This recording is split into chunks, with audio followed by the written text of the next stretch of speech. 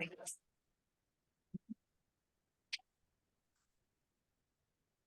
ended up.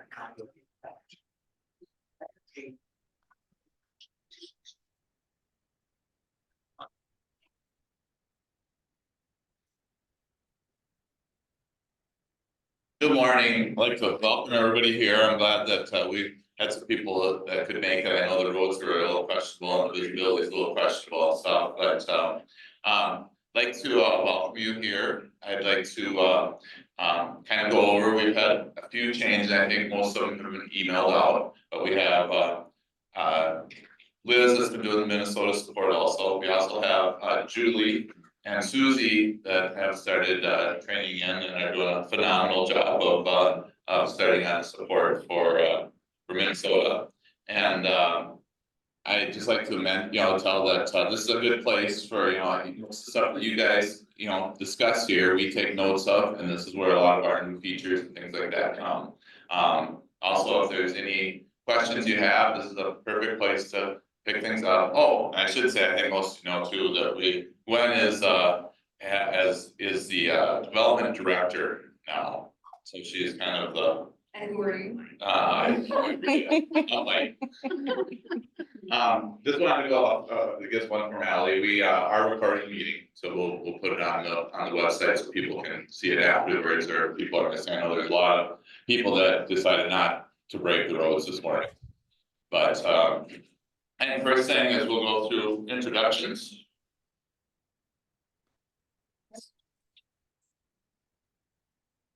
Sure, I'm Preston Miller. I'm the programmer here, and I'm just kind of doing IT stuff just to make sure things go smoothly.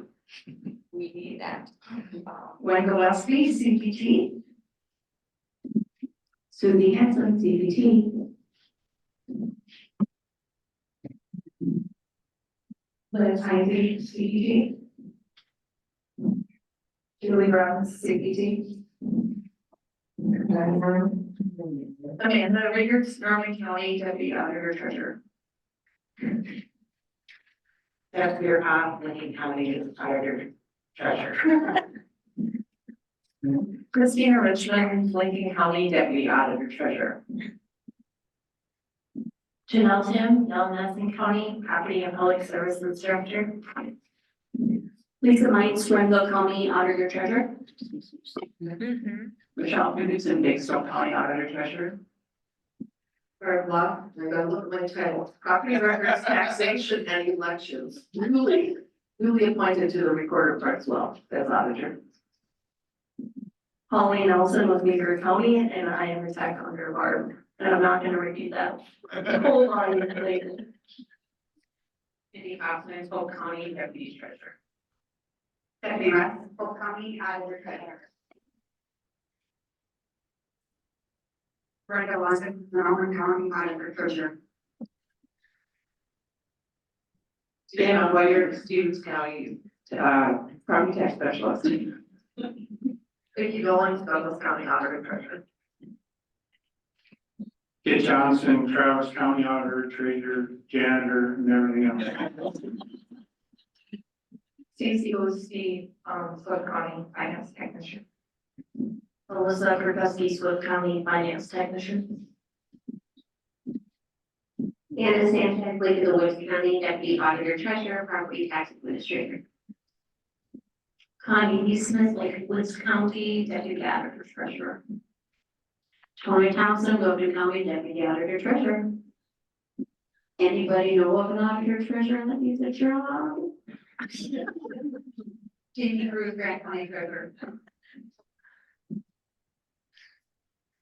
All right, thank you for that. I know we also have Monty is on our Zoom session also. I think we're gonna have, he wanted to say a few things too. And then I'd like to welcome everybody that's on the Zoom session, and we will be monitoring the chat. So if there's any questions that come up, feel free to put them in the chat or speak up. I mean, you are on, you turn your mic on, you should be on the speakers here. Before we get started, I think one thing that Gwen had a great idea when came up with this. We wanted to work with some of for the tax statements, especially work with some of the vendors.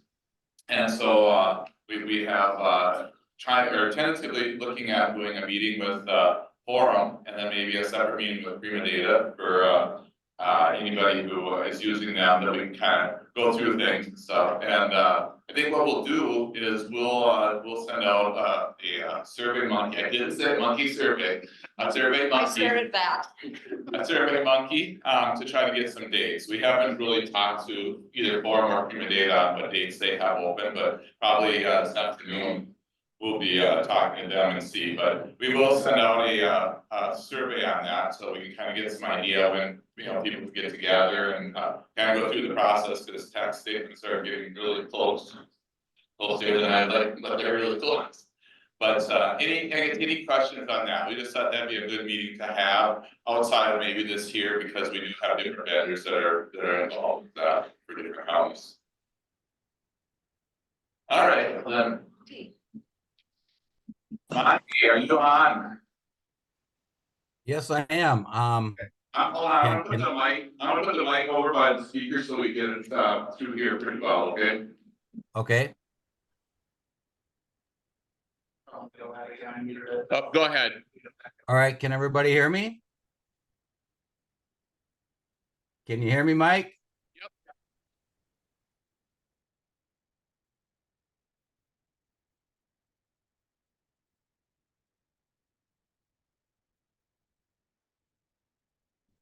I lost the audio. Can you hear me, Mike? Yeah. Yeah, we got you. Okay. Technology is amazing, isn't it? When it works. Well, I just want to say everything is on schedule in regards to getting your tax statement shipped out to the vendors and to your county, along with the envelopes. Be looking for everything to be arriving sometime in the middle of February. In regards to anything else, we've finished up all the proofing. We are in the last stages of proofing the return payment envelopes, and that'll be done shortly. I do want to let you know that we plan on displaying and having a booth at the Mako conference next month. I hope everybody has a chance to attend it, and I sure look forward to seeing each and every one of you.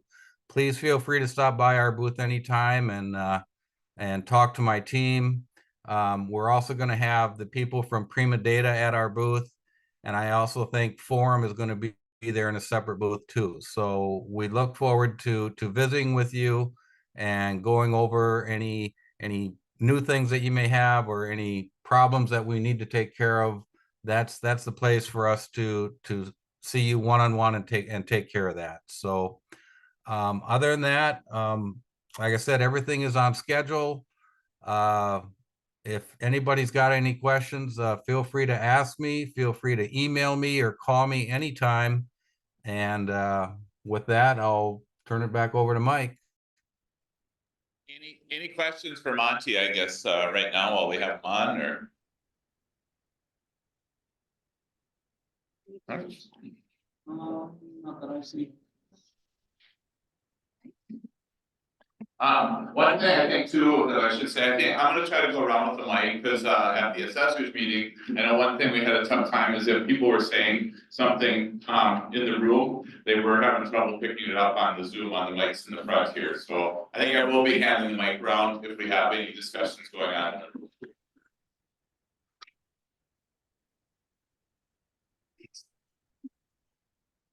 Great. You all hear me? Great. Okay, so.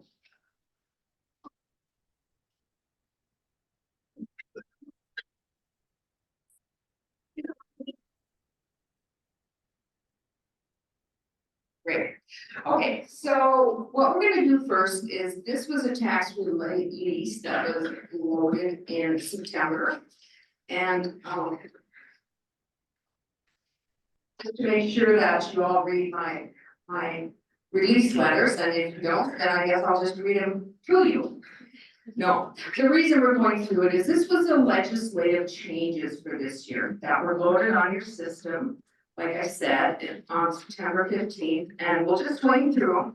Some of them actually don't affect you directly, but indirectly they will affect you, like, different tier limits, the homestead exclusion being raised for 2024. That's not, I don't want you to get confused on that.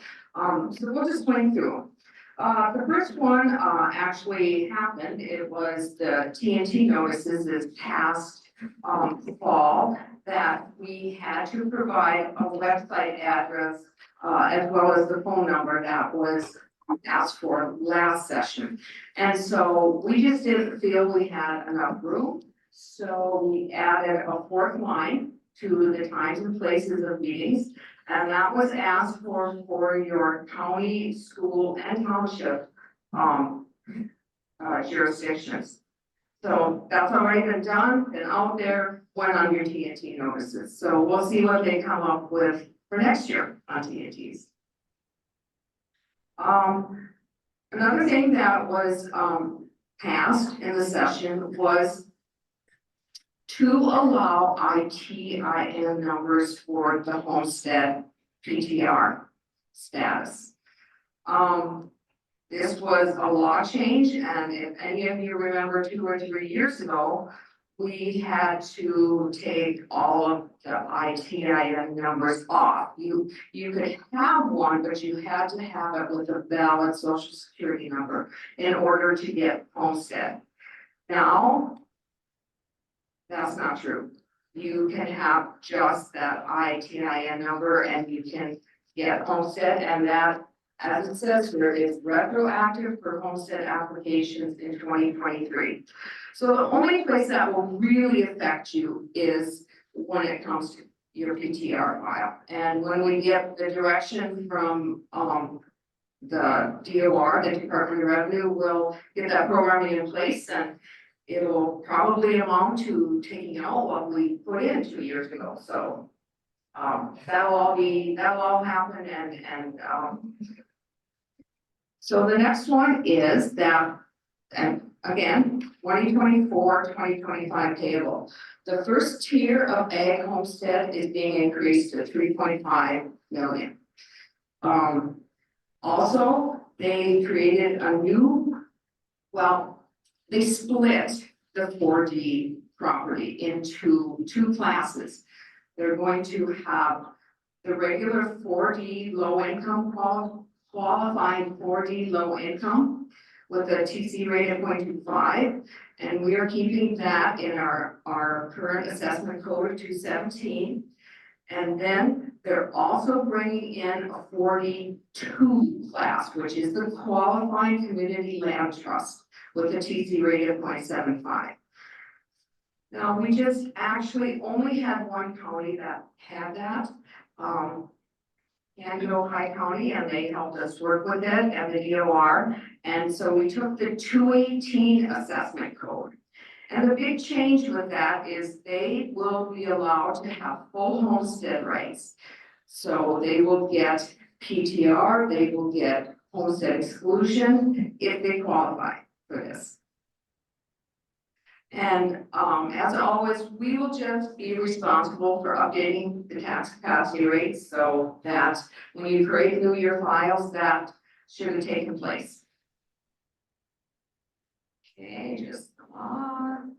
And we made a change on our assessor's abstract for that. Okay, and as I mentioned, also for 2024, payable 2025, the homestead exclusion is increasing. So in the past, we had done 0.4 on 76,000. Now we will do 0.4 on 95,000 with a max of 38,000. After that, we start phasing out at 0.09 with total phase out at $570,200. So that will be a change for the 2024 assessment. As well, our friendly prism, people have been catching, and this is a law. A lot of people disagree with it, but it is a law that if you have any net exclusion on a parcel, you cannot have homestead exclusion. You can't have both. It doesn't matter if they're separate ownership and the vet owns half of it and someone he is not married to owns the other half, and it would seem like, well, they should get homestead exclusion, but the law is clear on that, and this was over, even when Chad was still here, going round and round with the DOR about that. And it's just the way it is, and so what we did is in tax capacity health, we made sure that there is no homestead exclusion on a vet parcel. So Prism no longer needs to contact us and tell us that. Okay, so a big thing that came around, and this was a federal law, but I'm sure you also have law enforcement within your county that you would consider protected officials. This law is actually Danville's law, a federal law that is for federal judges. And we included the criteria, which you can go through, but what we did in our system is as soon as you have a protected official, you would need to go to taxpayer, owner maintenance, this is just the criteria. The first thing is to take them off the web. That would be the first thing. We have an option on tax X20 called web excluded parcels. The first thing would be to take those parcels off of the web. And the reason for that is, it's not that we can't get rid of the information that's protected, which is not the name, but it is the property address, like the section, township, range, the legal description, anything that would lead you to where they live. We could get rid of that, but we all have tax statements on the web. And on the tax statement is all that information, and that's in a PDF, and so they wouldn't be very protected at that point. So the first thing is to take them off of the web, and that evening, when the web generates, that parcel will no longer be there. The second thing is to hop into taxpayer alternate owner maintenance, and you just mark them as a protected official. And that is all you need to do. We will take care of the rest. We will, anything that we consider they would need to be removed from, we will remove those fields I talked about, property address, section, township, range, legal description. Does it throw a flag on there somewhere so that if somebody calls in and says, I have this parcel number or whatever, who lives there, is there a flag on the screen that will tell us that this is the protected? No. And that's a good point. We can bring that into inquiry, because in inquiry, and I was gonna go back to this, if you have a public screen, you need to contact us, because we have a different inquiry for the public screen, which does take that information out. So on a regular inquiry screen, we need to add that.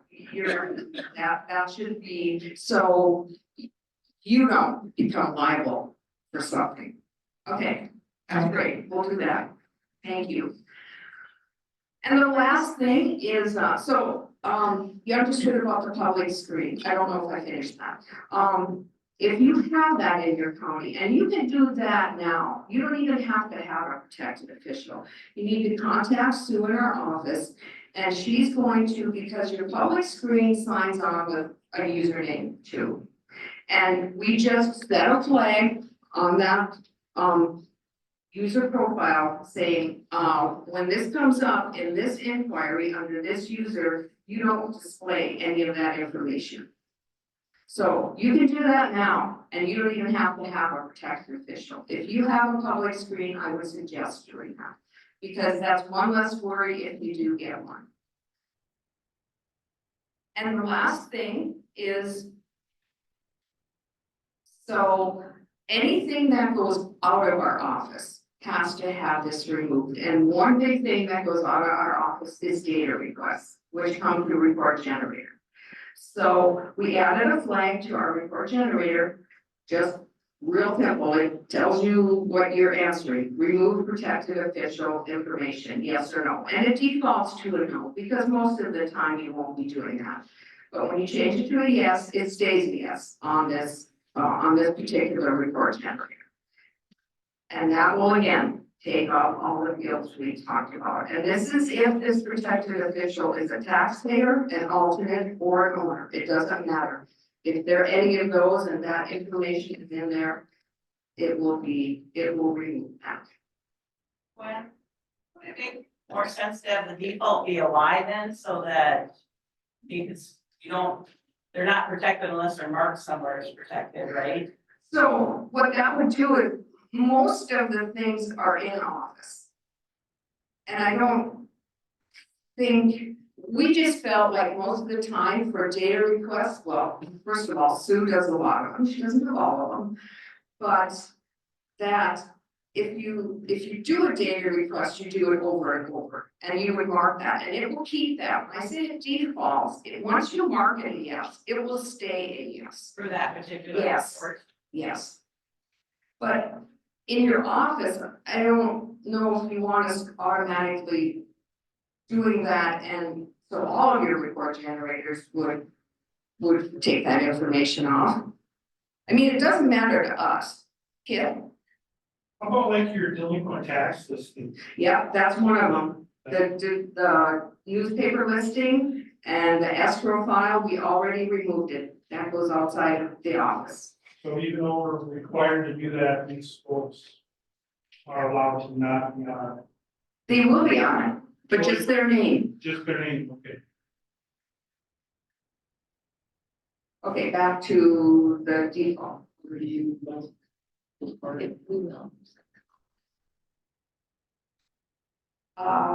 This is, can we tell who Sue is, where she's from? No. Okay, Sue, yes, we can get that,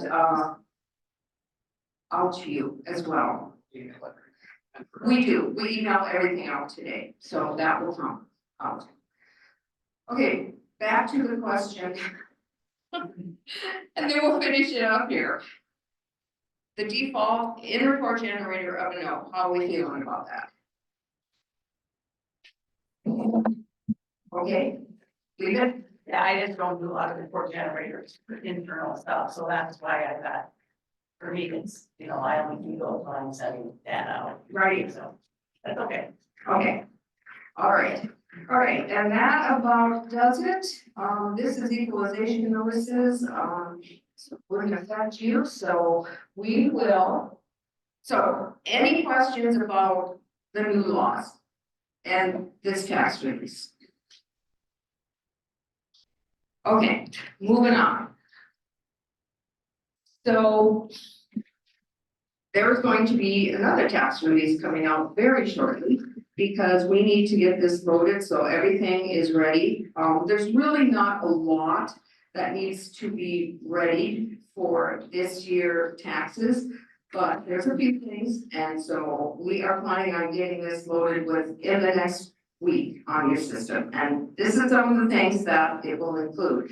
If it doesn't apply to you, I'll just swing through it real quickly, and then anything that does apply to the auditor treasurer, we can have more of a discussion or whatever. So the first thing would not appear to apply to you, but when we get to e-tax, it may apply to you. So early on, when we started with e-tax, we decided to create and it's in your system file maintenance at option 7. I don't know if you've ever noticed it. It is called maintain assessment code groups. So what we did is every assessment code we had, we put in a group, whether it be ag, residential, commercial, personal property, etc.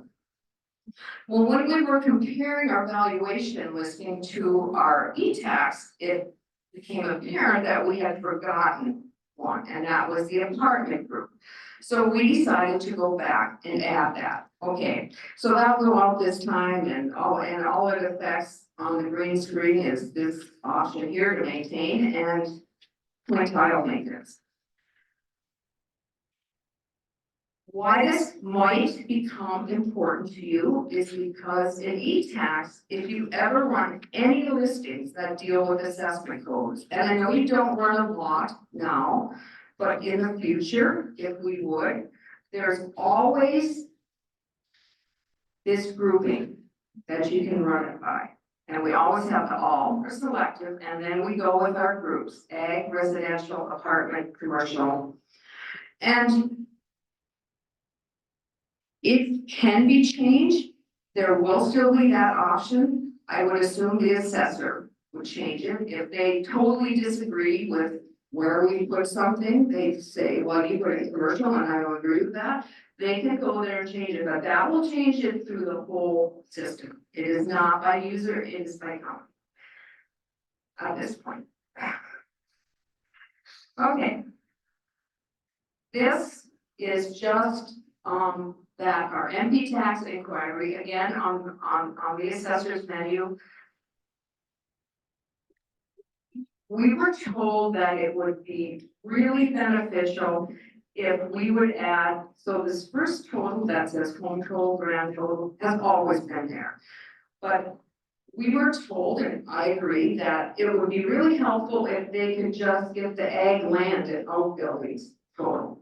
So they can kind of see where the tiers are falling, because back to that ag tier of now is 2.15 million, that's going to 3.5 million.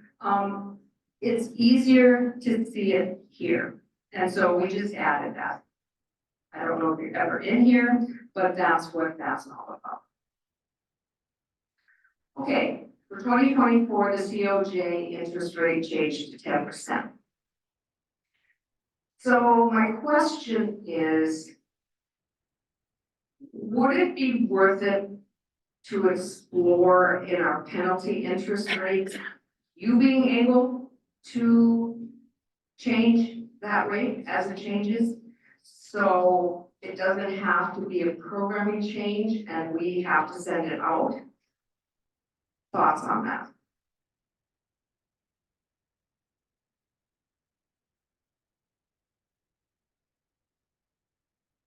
No thoughts?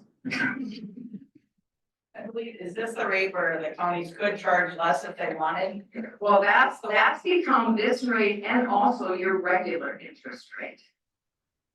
This is involved in that too, that your county board can't charge less. I don't like that you can do it so we don't spend.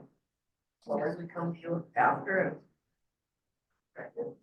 So just continue to do it the way we are. My thought. Okay, we will.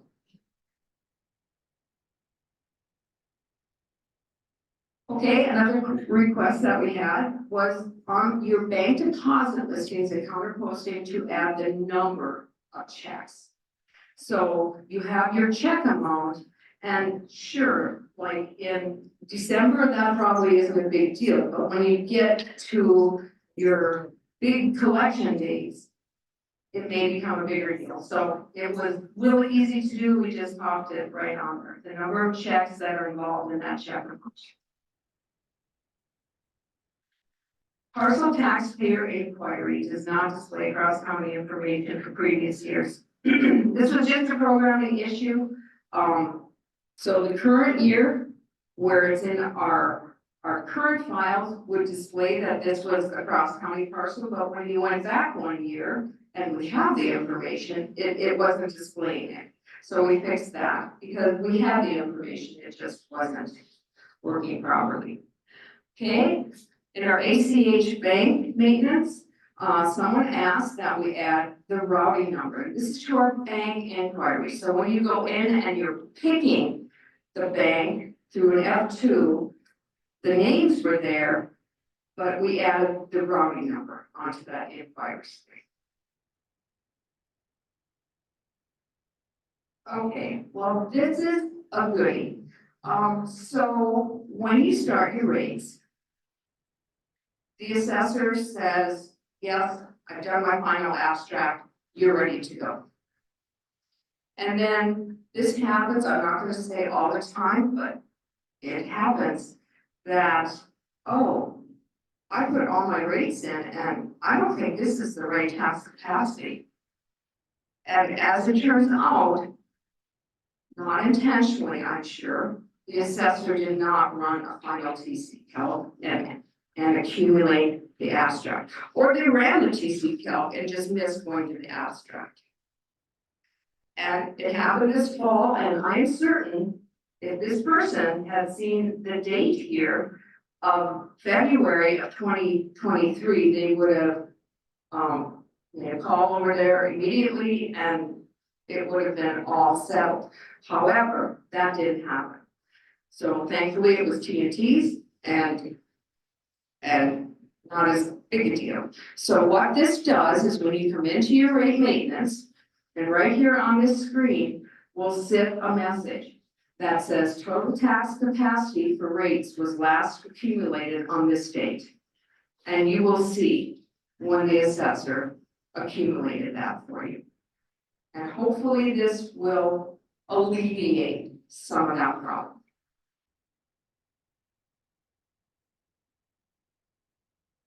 Okay, advanced pay. And this is on our settlement menu. It's an option within your settlements. When you prepare them, it's actually within option 4, which is capture totals from the tax system. So when you use advanced pay, does everybody know what advanced pay is? Okay, so what it is, I'll just quickly tell you. So it came to our attention like several years ago that for sure school districts and sometimes your township cities, you want to get some money out to them. Maybe not 100%, but before you get through your whole May settlement and you got everything settled the way you want. So what we did is we allowed you to say, is this an advance payment settlement?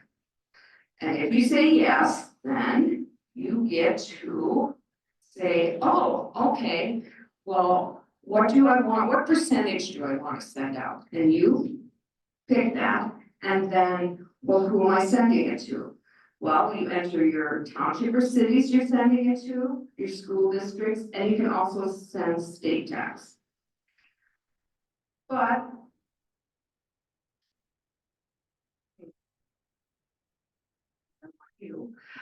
anyway,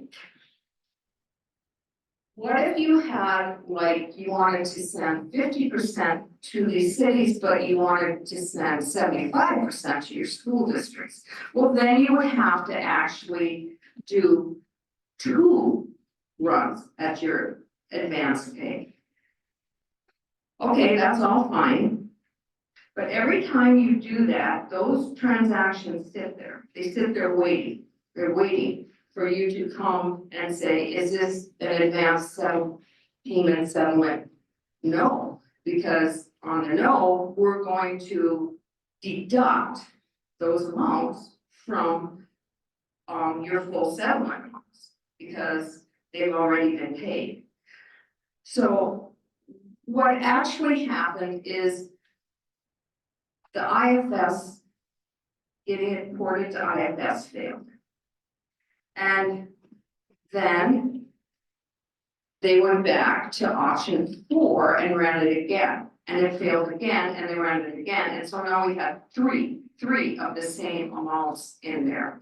And so it's, you know, one thing I'll say, if your GL porting across fails, unless you have to actually go back to option 1 and change an account, you just need to redo 6. If it's something they're fixing on the IFS side, like a big one that's come up lately is you haven't closed your months for a year or something like that.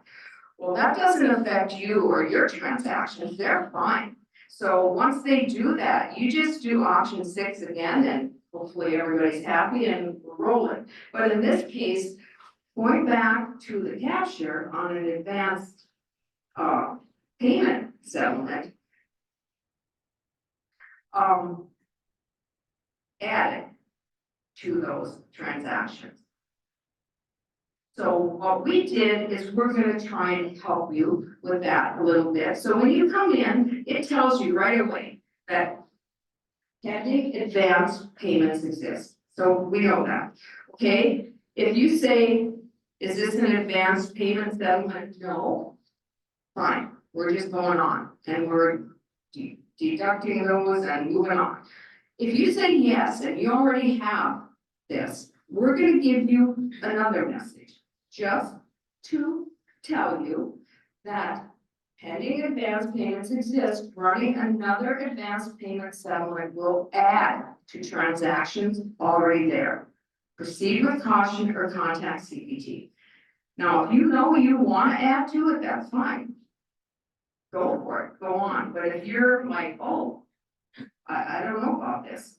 You can call us, or if you already know I shouldn't be here, you can just get out. You haven't done anything yet. Okay, so that is coming with this release.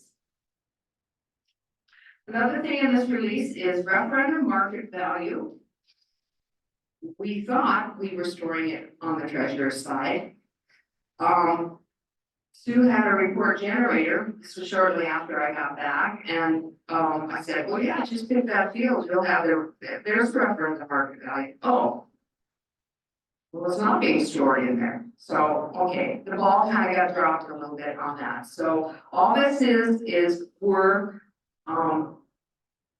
redoing our work and putting that figure in the treasurer's file, so you can pull the reference, so we can pull the referendum market value in report generator, and also, I don't know if there'd be any interest in having it on your inquiry screen.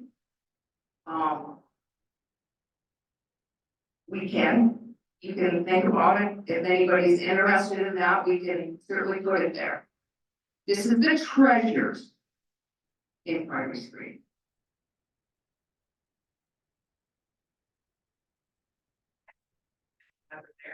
More information now. We can look for some room. That's. Okay, So maybe a question then back on the treasurer's inquiry screen. What would we use estimated market value for when this is actually a calculation Or for? wait for them. People have contacted back in the office, aren't here any other question. Right. Yes. So my question is, if this is on the treasurer's side and this is a calculation for taxes, at what point would we actually use the estimated market value? I don't know. Would we want the referendum market value there instead? For making these calculations work right? That's true. I don't know If if you there's, don't have room. if we don't have, okay, cause I was just gonna say, I don't know if we can say there's no place for EMV. Wouldn't you pick that up of going back to the inquiry, the first screen, not the treasurer's side, the actual Yeah. inquiry, and pick a prior year to pick up your estimated market value?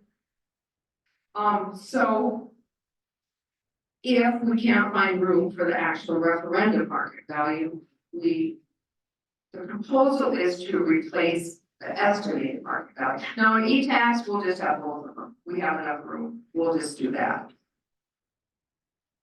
Is the three there, so you're saying estimated market value minus your homestead exclusion gets you your taxable market value, is that why the three are there together? Yeah. So then maybe underneath that, underneath taxable market value, if you have. Yeah, that's where we look for it.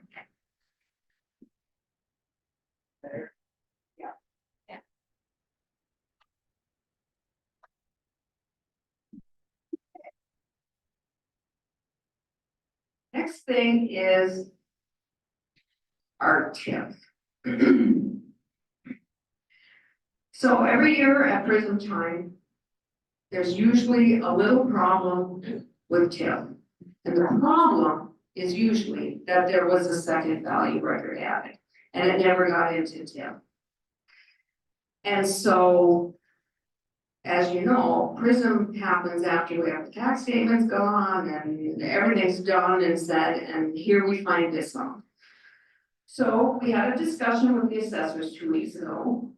And what they were happy with is that in our valuation maintenance, first of all, we're gonna tell them you're in a TIF parcel.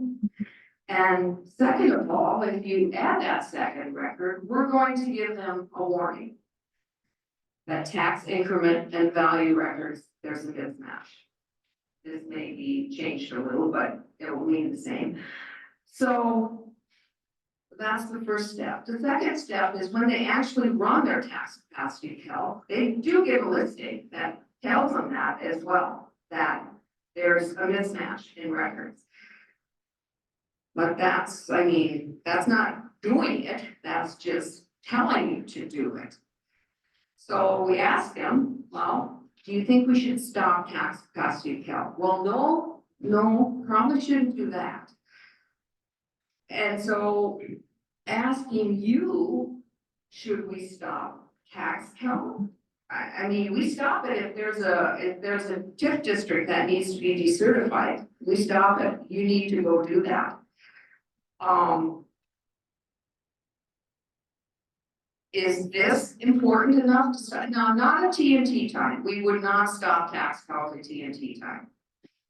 So to ask the question then, if you don't stop the tax calculation and you have a record out there that should be part of TIF and it's not calculated in it, that those values are mismatched then. So That's right. So then how did the assessors answer that? Or didn't they talk about that part of it? Because they're not calculating the right TCs for everything, because it's gonna shift everything depending on the size of the value that's missing. Right. They just don't want their tax capacity calc stopped. To actually get the value records correct. Right. So now I'm asking you, do you want your tax calc stopped? I mean, Like them to correct, to have the records all correct before they say they have a final TC. okay, I think we need to, we'll just add it to the same, and Leanne at Marshall says, yes, we should stop tax calculation. Now, to be clear, we're not gonna stop TNT tax calculation. Jacobs agrees.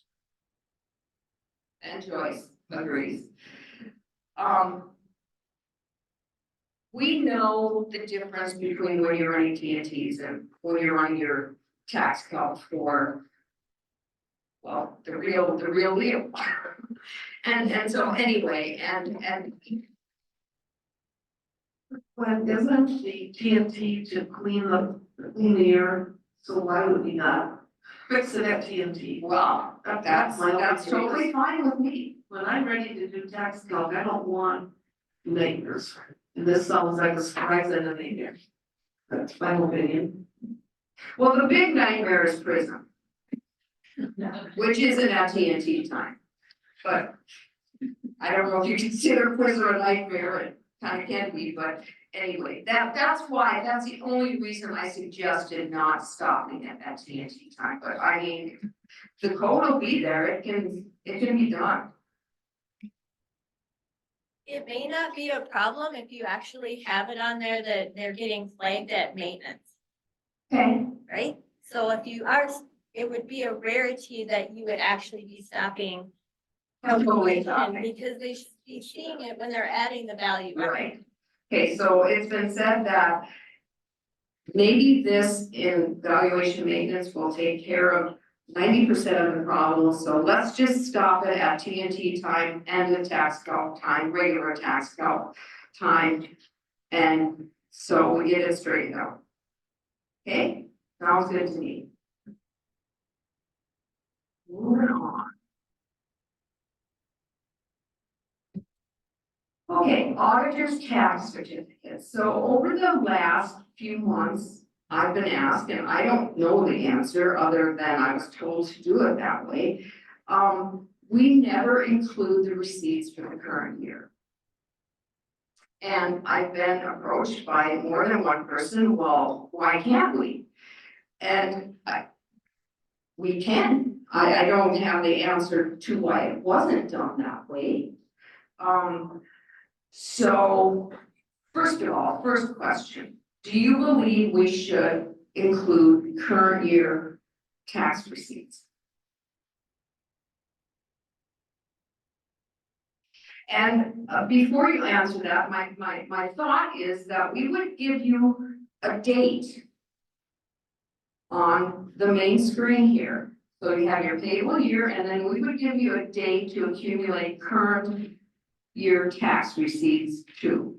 It would work a little different, but, and then, like, if you're into June and you say, or you're maybe, well, I'll take them to May 15th, I guess I'd be comfortable with that. Michelle? I'm just wondering on our, what we get requested for, I think their box on their certificate is not asking us to put current year. So I think that's why it was written that way originally, is they don't ask for the current year, they only ask for the delinquent collected in the current year. Okay, So that we update what's left, but I don't recall that they're asking for. well, if it's not something that's needed, that's fine, we'll just leave it as is. I mean, was the person that was requesting it, did they? Have they been asked for that? Is some company requesting that? I haven't had that request. Okay. How do I see the chat? Is anything in the chat? No. How about top middle there? Okay, a red number. well, we'll leave it as is. It's not like we're looking for things to do or anything. Maybe that's something that we need to talk about, as a process with our offices, not necessarily tied to changing our software yet. Like if there are potentially more people doing these auditor certificates now, maybe not, knowing past history or that we could talk that out at a different point. To come Okay. back to you. Okay, and if we did add the date and you put 1/1 of 2024, or well, this one is a 2023, you would accumulate none. So it would still be a choice to do it that way. But we will just leave it alone for now and take this discussion to somewhere else. That's fine.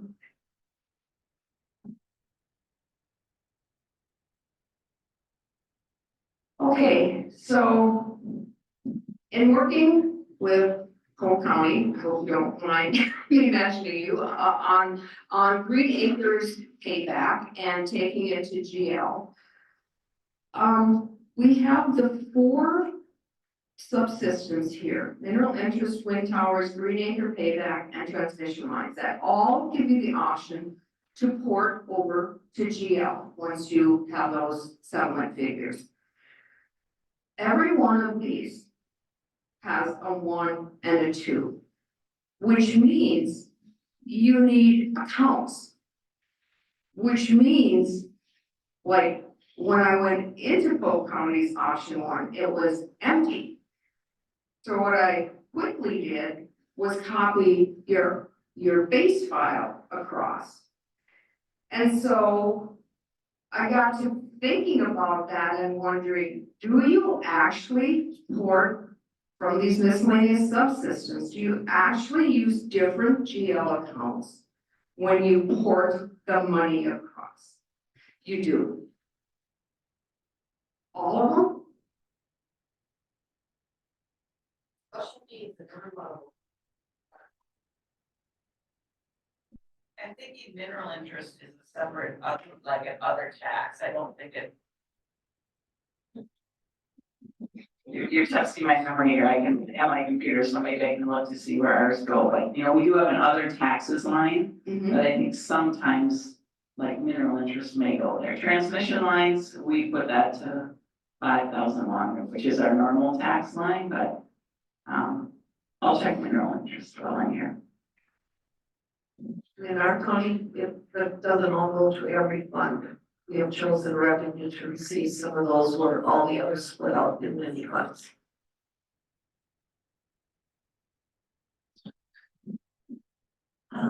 In our county, though, the other one, is that listed in there, the refund? That's in the regular one. Yeah, and so that one isn't tied either. And so sometimes it's, the revenue fund may be different. For our county, it isn't, and back when I used the refunding module, back, Diana actually copied it in for me at that point. But, we all have to remember when we use the GL interface that, you know, you have to be updating like your excuse me, special assessments every year Oh, yeah. and things like that. And in some cases, would it work for us to have a yes or no option to, if we are someone that doesn't have variances, that it would automatically copy into these? Maybe that'd be the for us? best. I just did it for both, thankfully that was right, but I think Green Acres payback may be a little different because it is payback of tax money and it's going to those funds, I would believe. But yeah, that could be an option, that if you're coming in and it's empty, we ask you if you want to just bring in your base one. When we have a special situation, we can still go on Yes. IFS side and fix it, and that's what we do. There's some unique quirks, in Meeker County, we'll just go on IFS and fix them. But that's what we can do. But the thing about that I just want to point out is asking you the first time you go in there, if you want to bring in your base ones, that means like if you, okay, a lot of these don't have special assessments, but if you make any changes to your base one and we leave it this way, you would have to make that same change here. You have to remember because these are now different files. And that's what I'm getting at is if you have files, if you have a separate file in each of these options, that's 5 of them that need to be maintained. If you make a change in counties, say. And that's the point I'm getting at. So what's the final thought on we just use the base one and like Barb says, you would change it when you ported it across to financial. Unless there's someone here that really does, you know, different accounts for, and these are the ones, mineral interest, wind towers, the Green Acre payback, and the transmission lines. That's what we're talking about. Not talking about your base GL at all, we're talking about using your base GL.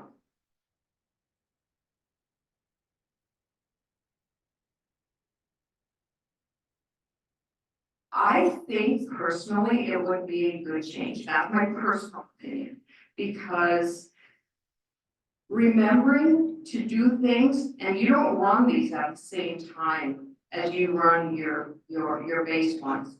So remembering later on to do that, you probably have to fix over in GL, over in your IFS anyway, because you changed something and, oh, there's this money in this account, or you run option 6 or 7, whatever is reported across, oh, this account doesn't exist anymore, well, why is that? Well, that's because it's a separate file and.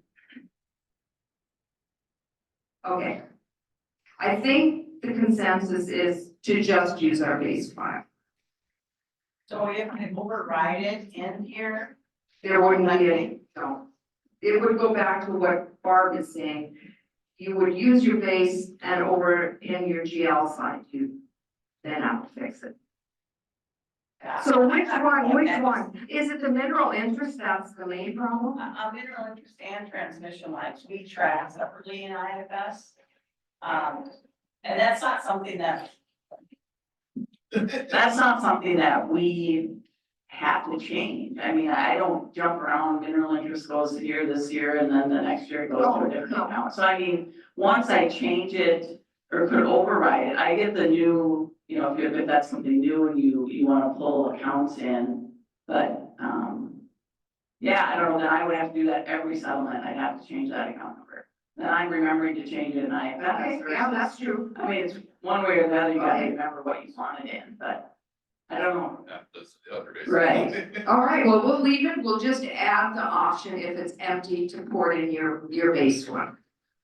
Yeah, I think that's a good idea. I mean, because maybe there's a lot of ones that do just lump all their taxes together, then that would make sense, that you wanna just pull it in there. Okay, all right, we can do that. When on the other side, if I forget to change it in IFS, that shows we always have the option to journal that correctly. Yeah, So when they're looking at budgets and they're saying you're missing hundreds of dollars here, thousands, they journal it. okay, So we got a second fix. all right, sounds good.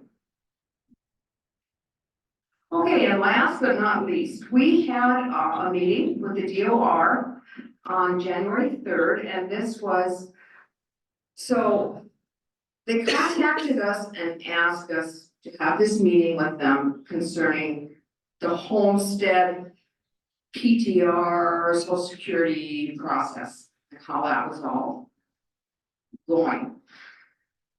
And so, of course, we met with them via Zoom. And the first thing I want to tell you is how complimentary the DOR was to CPT and CPT counties, which was really wonderful to hear, because, you know, I mean, you just never know. But, they were just so complimentary to our data and how we get it submitted in a timely manner and that it's clean, although, I mean, going through some of the prisons, but they were really complimentary, and so I just wanted to share that with you, so you all know that. I think that really a kudos to everybody here and everybody online. Yes, it is, so back to what the meeting was about. The meeting was about the social security numbers that get reported on the PTR submission. So, I mean, they're feeling like they aren't always accurate. So there's really, and what they're talking about when I say mid-year is people that buy in the middle of the year, so it was homestead on January 2nd, and it was homestead on December 31st, but two different owners, so the social security numbers are different. And I mean, our assessor's offices do it differently. And so I think that that's one of the main things that came out of our assessors meeting is they would like some true direction on how they are to handle those homesteads, because somewhere in the back of my mind, I think I remember that what it was on January 2nd, you used to leave it like that until the next year. Yeah. Yes, yeah, okay.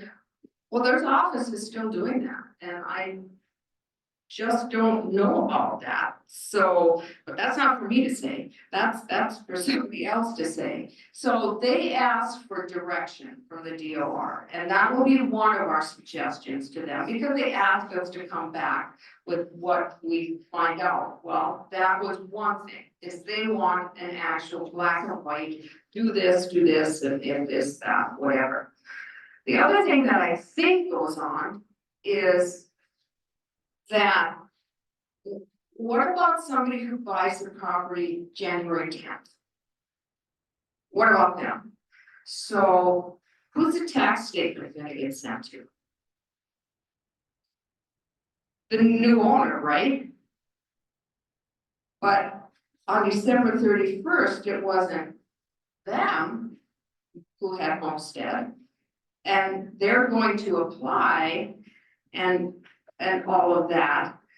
So I think that's another place we're running into a little bit of a mismatch. And anyway, what the DOR was suggesting, and at first it was like, oh, really? But I mean, they think we should go, if it's homestead in the PTR file, we should be looking at the New Year's Social Security file.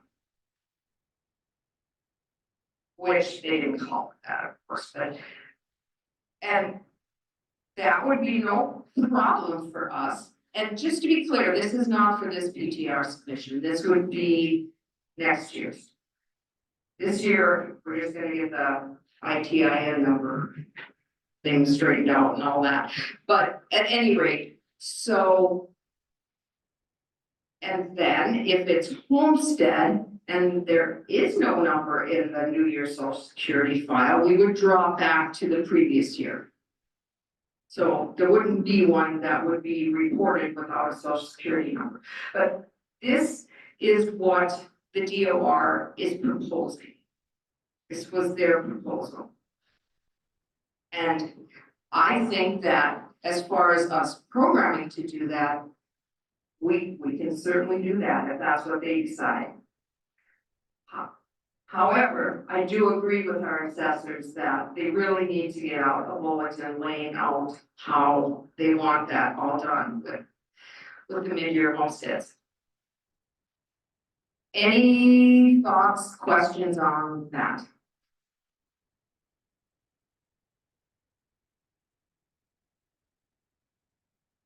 Okay. I am finished and I will let someone else take over.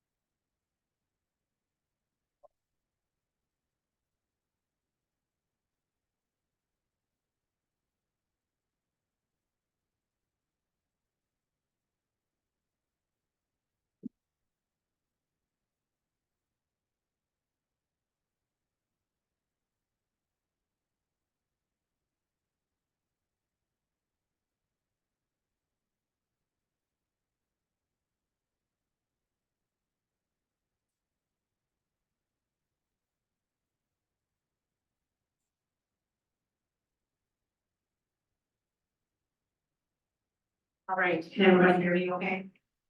All right, I'm gonna be talking about delinquent notices, delinquent taxpayer alternate owners and delinquent counter listings, etc. But the most important thing to do before delinquency can occur, is the auditor's year-end sequence. And before the auditor's year-end sequence can even be started, your November, December settlement must be completed before this can happen, okay? So with the auditor's year-end sequence, the most important thing you start up, depending on the time of day that you do this, if you're doing this right away in the morning, you don't need to do a backup because the backup should be fine from the night before. But if you're doing your auditor's year-end sequence in the middle of the afternoon or even later in the afternoon, go ahead and do a backup. And everybody, it needs to be on the system before that can be started. And then you're gonna want to list all your reports, your receipt journal, your abatement journals, etc.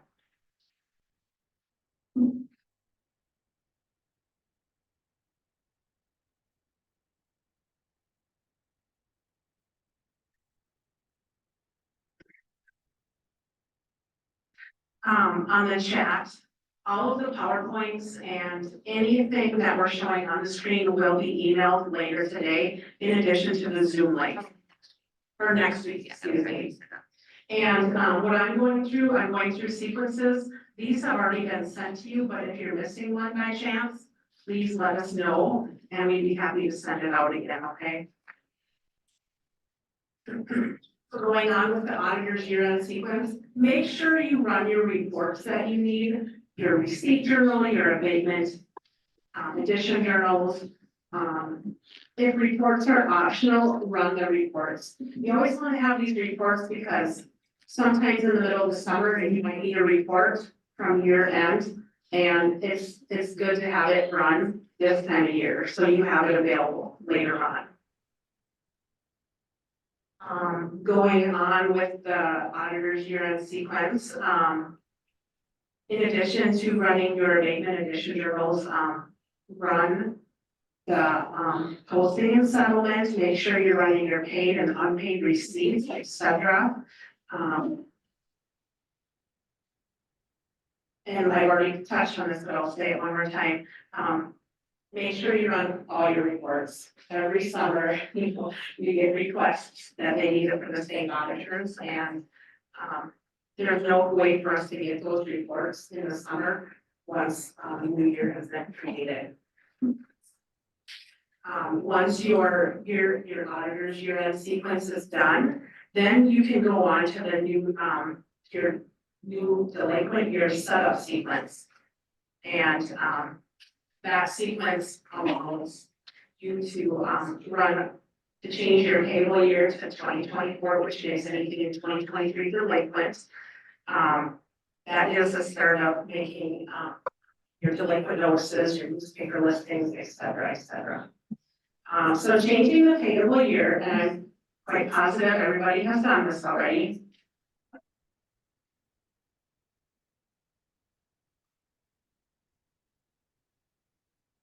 Changing your payable year to 2024. This is the key right here. Don't change your assessment year.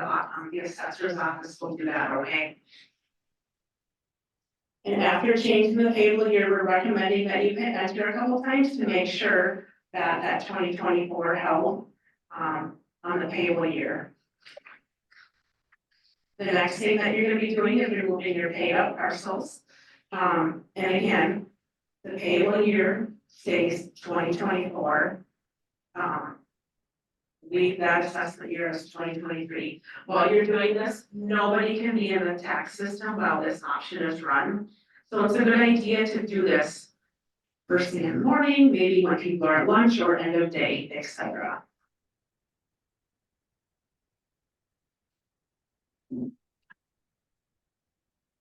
And again, when prepping for your delinquent settlement, make sure your payable year is in 2024. If it is not, this is not gonna work.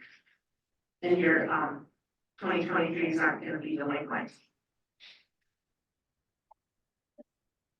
And when you're doing this, make sure you come to the screen and change your settlement prep dates.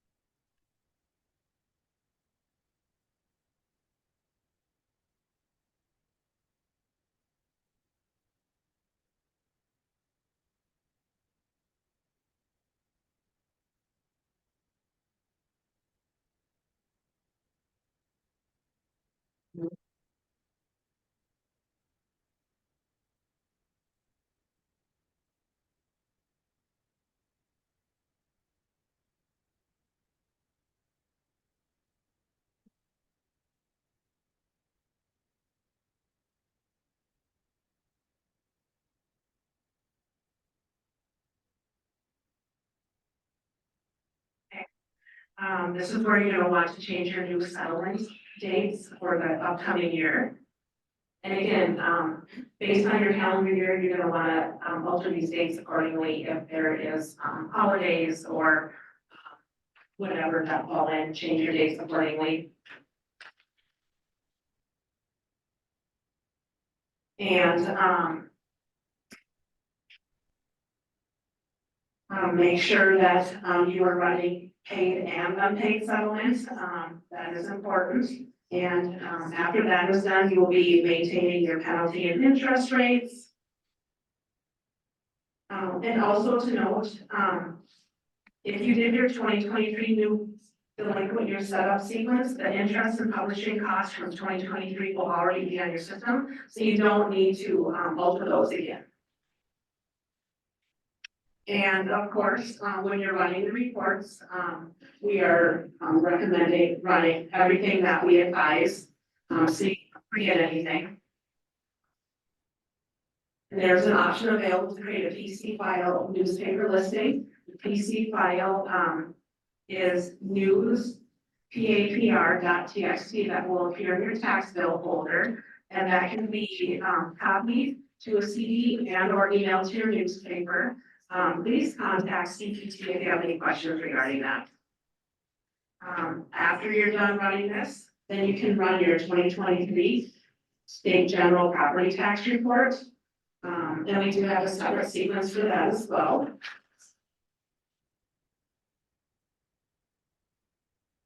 Any questions? How did everything go this year for running your delinquent? Anybody have trouble or?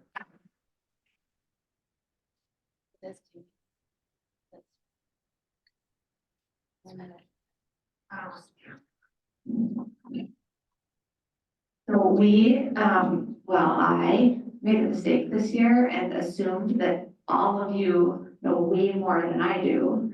And just kind of breezed over something, and as recently as this week, we had somebody call and ask for clarification. So we'll maybe just get this, because this Preston has made CPT a YouTube channel. So this recording will be uploaded and available to anyone.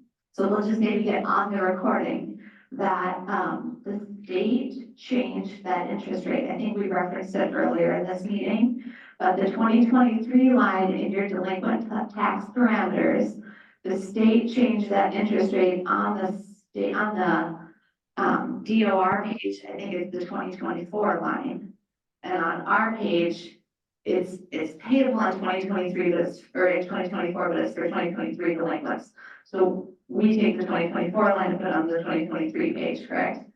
So we went and ran that by Gwen. She said, yeah, that's what we do. We put it in there and didn't maybe highlight it enough for you.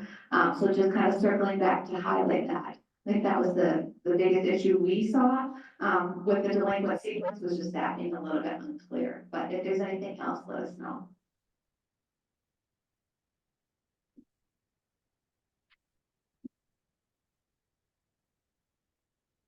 All right, we don't have any more questions. I will move on to solid waste, ditches, and special assessments.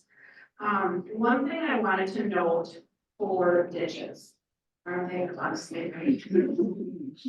Right, Deanna? Yeah, right. The ditch parameter file maintenance, that creates the ditch, okay? The benefit file maintenance, that attaches the parcels to the ditch. I know a lot of people get that confused, but I just wanted to make note of it.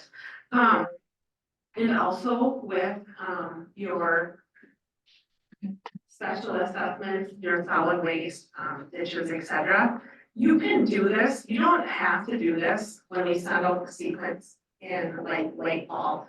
As soon as your taxes are moved out to the treasurer's side, if you want to start with those already, in the spring, you can do those, because it's a long, timely process. It takes months to do it, so, when you have some downtime in the summertime, start those specials already, okay? Guaranteed, we don't really send out the sequence until October-ish, November, but they don't change a lot from year to year, but start doing, okay?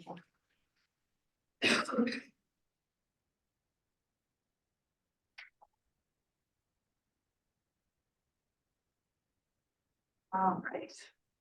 Another thing I want to note that is extremely important. When you're doing your special assessments, whatever kind of special it is, don't forget to calculate them. A lot of people calculate them, and then when you're running your edit listings, you're missing information. And I work with North Dakota taxes as well, and that is the top thing that they forget to is calculating them. You know, they go through all the work of entering them, then they forget to calc, and then they're missing things, and then sometimes they don't catch it until tax statements have been sent out, and then you have a lot of makeup work to fix. So always calculate. You gotta make sure you go. Yeah. Calculate. And you can calculate 25 times if you want, it doesn't matter, just calculate. And a good thing to start out too with doing your specials, make sure you have a good backup before you start. Like I said before, If you do your specials, first thing in the morning, that's fine, your backup from the night before should be just fine. If you start these after lunch, do a backup. If you do these midday, do a backup before you start. All right, what else have I got here? If you guys have large specials that are new, we do have an option that we can help you guys upload them. There's no need for you to enter a special assessment that has like 2,000 parcels to it. If you have something that is a brand new special and you have a company that is assessing it and they tell you what it's gonna be, give us a spreadsheet, we'll give you, like a layout of what you want, so we can help you upload that. So you don't have to do that by hand, because that is a time process as well. Any questions on specials? How's everything going so far, you guys, about getting halfway done with the specials?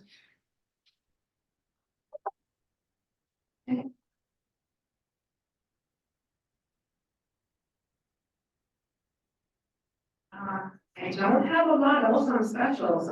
If you guys need help with your specials, give us a call. We're here to help. Doing the specials is the first part of tax calc prep, so it's nice to get it done. Yeah, please give us a call if you have any questions, okay?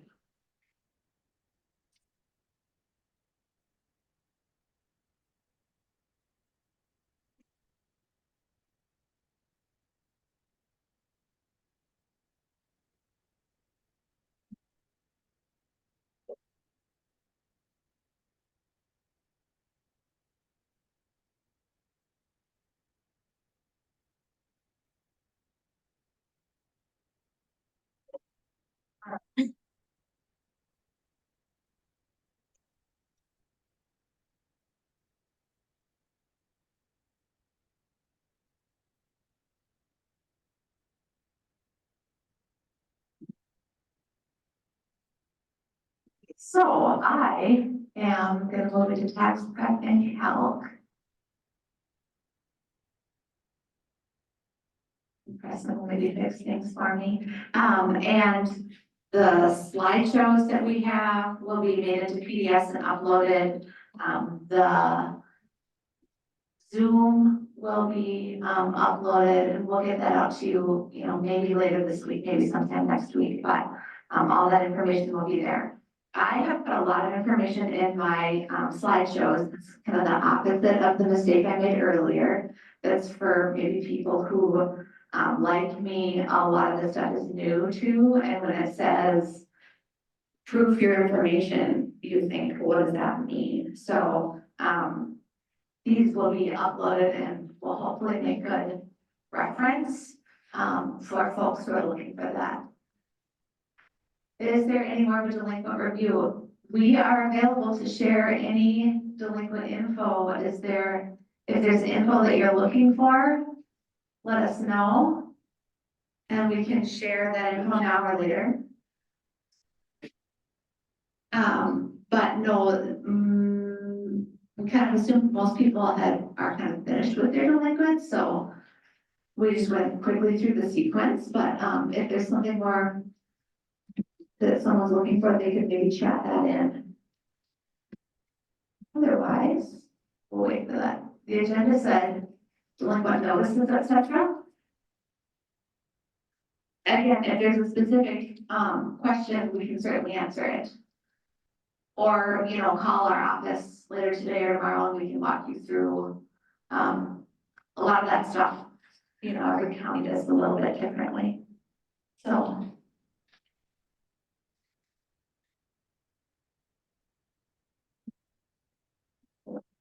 Okay, so I'm gonna walk through our rates here. Before we do our rates, we wanna make sure your TIF districts are up to date. We'll do a few slides about that. Then after that, then you want your final assessor's abstract. I told the assessor has to swear they will make no more changes. That's a common issue. And then we'll input final rates. So TIF districts, TIF districts start in your data processing, so I tax them 02. There's an option in there where we go and we update our TIF districts. We recommend pulling up an old district. I'll show you kind of on the next slide where we find it. Finding an old district, taking a screenshot, realizing that this is all the information you're gonna need. If you're adding a new TIF district, you have to add all the information at one time. You can't go in and out. And so that's something where we see people get frustrated, well, I put it in there and then now it's gone, and then, so go find an old district. It should show you all the information you need. The district type and authority are a common question. You should know that, but you might not know the code for it, whether it's an H or a 3 or a D or if you have questions on that, you can certainly just give us a call. So here's, when you go into the TIF district, you'll get a screen like this with all these different, lines of old TIF districts on it. I had opened a district that I had, and showed you what that was.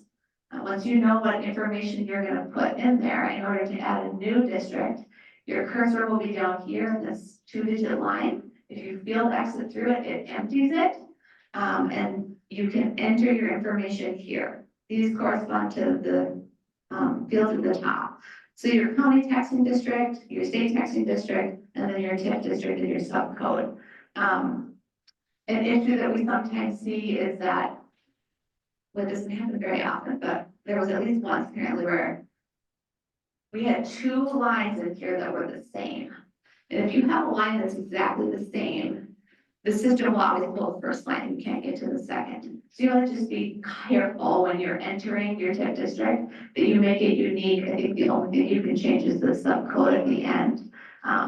Just be thoughtful that it's unique. And then once you enter all that info and you press enter, it will take you to a blank screen like this one, and you will have to enter all that information. So that's kind of basic, setting up a TIF district.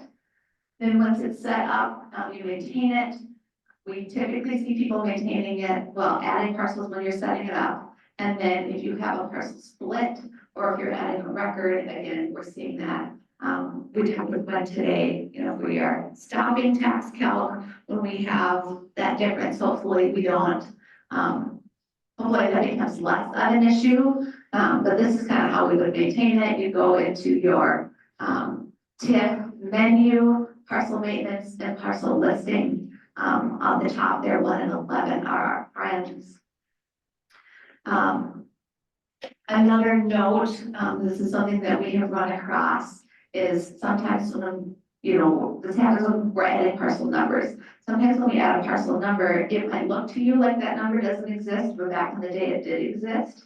And if you add a number that has ever been used in our system, it will connect to that old information. You can't get rid of it and then reuse it again as something different. So if you go into our tax M20 and into our custom options, in that tax C menu, there's an option 9 where you can list used parcel numbers.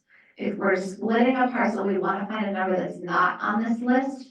The numbers with the U in front of them are numbers that maybe don't have a current record, but they do have a record in the system.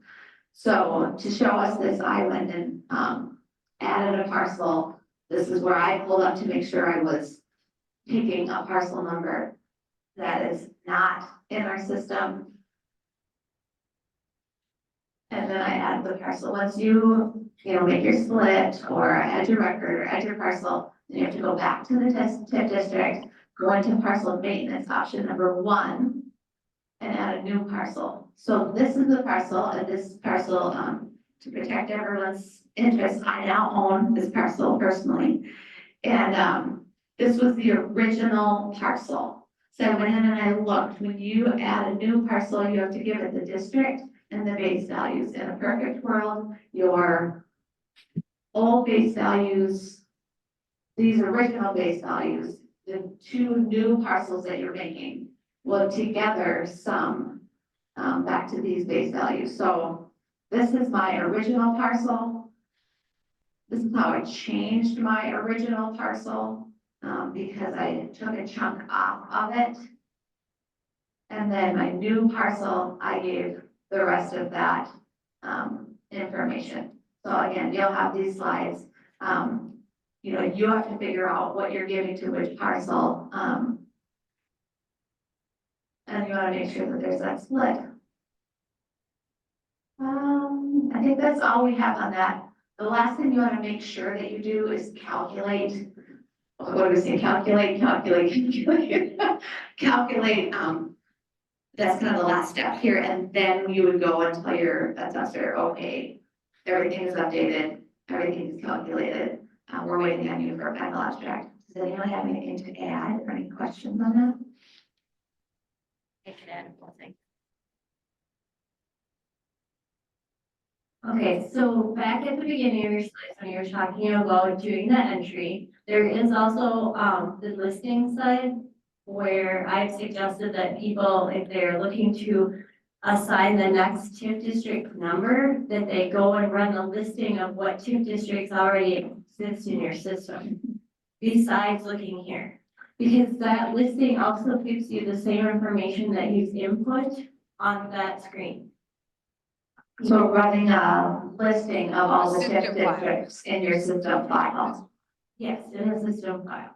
And that, I run that before I add a new district, and then I do it again after to keep a current record of what I have hanging out there. We asked in a different user group meeting about, TIF districts exist forever, right? Yeah, and that They're decertified, but they exist. yes, that they never go away from out of the system, even though you've deleted them from being active. And that, so keep that in mind if you have a numbering system that you're looking to use. Yellow Medicine is an oddity that we have a plethora of TIF districts active at any one time, upwards of over 20 at a time. And so as our one prolific city keeps doing these little half-block TIF districts, then the numbers run up for me pretty quickly. And that because those are usually 15-ish year, 10 to 15-year districts.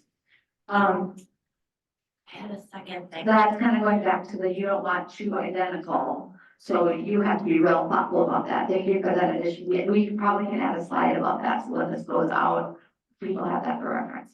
Yep. The other thing that we, Lyon County and I talked with Glenn about a month or so ago had to do with, when the assessment code on a parcel changes, which it could year to year, your base value will, Glenn, you have to tell me, will automatically update. It will calculate. It will calculate, so if you don't have a split and you entered your base values correctly, it will calculate the TC under the new assessment. So you don't have to do anything as long as you entered your base values correctly. Part of, in my county each year, as I'm proofing through the TCs that come in, generally, we don't see a lot of variation, thankfully, on our base TCs. So I usually can tell when my TC has changed slightly that my assessor has changed an assessment count somewhere. And so it's nice to know that then it automatically calculated that change, that I didn't have to go into that value record within the TIF setup to update that.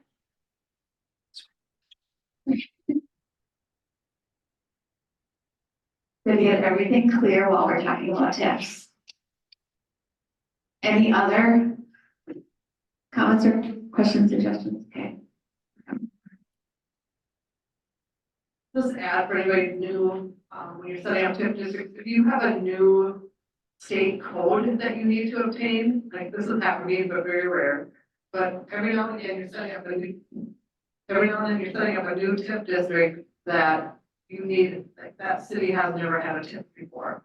You need to call the state and they will, they'll tell you what that state code is. Little 3 numbers there. Yeah, you're talking about the Yeah, right. state code here. Okay. Good, fine. All right. So once your TIF districts are updated, you want to make sure you run option 3 and then go to your assessor and make sure they are done, 0 changes coming to their abstract. You want a copy, of that abstract, which will help us. So then once we've done that, then we can go into our rates. We recommend that you list the old rates. Which is tax sub 22 option 11. Between your TNTs and your tax rate input, your rates and levies likely don't change much, but your tax capacities will. And the easiest way to get those tax capacities completely correct into your new rate file is to clear out your old rates and re-enter. If you list out your existing rates, the ones you put in for TNTs, that makes a nice, easy way to kind of re-enter. You can mark anything that's changed and go through and make sure you re-enter everything correctly, and then there's an easy way to check at the end. So we recommend listing out your old rates, adding and updating any fund descriptions. That would be an option number 2 there.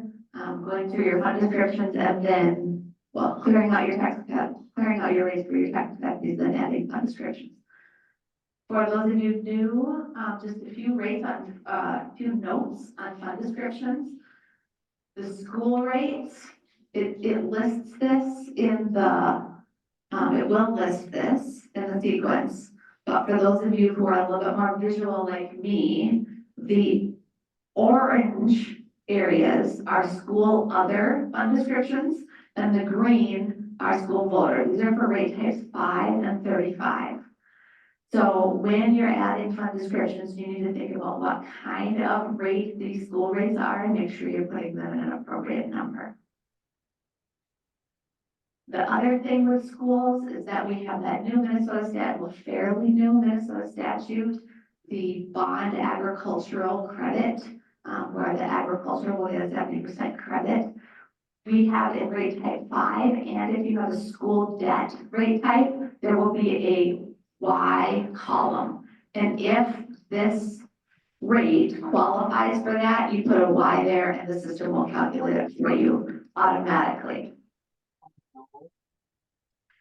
Another note, in your type 3 township city funds, we don't put separate ones in there for each township city. You're gonna have that one file. You need to add any that you might need in any township or any city in our rate type 3. That's it for the descriptions. Anyone have anything to add when you're adding descriptions? Like we're adding much, but then entering your initial rates. So you can see my system has been updated.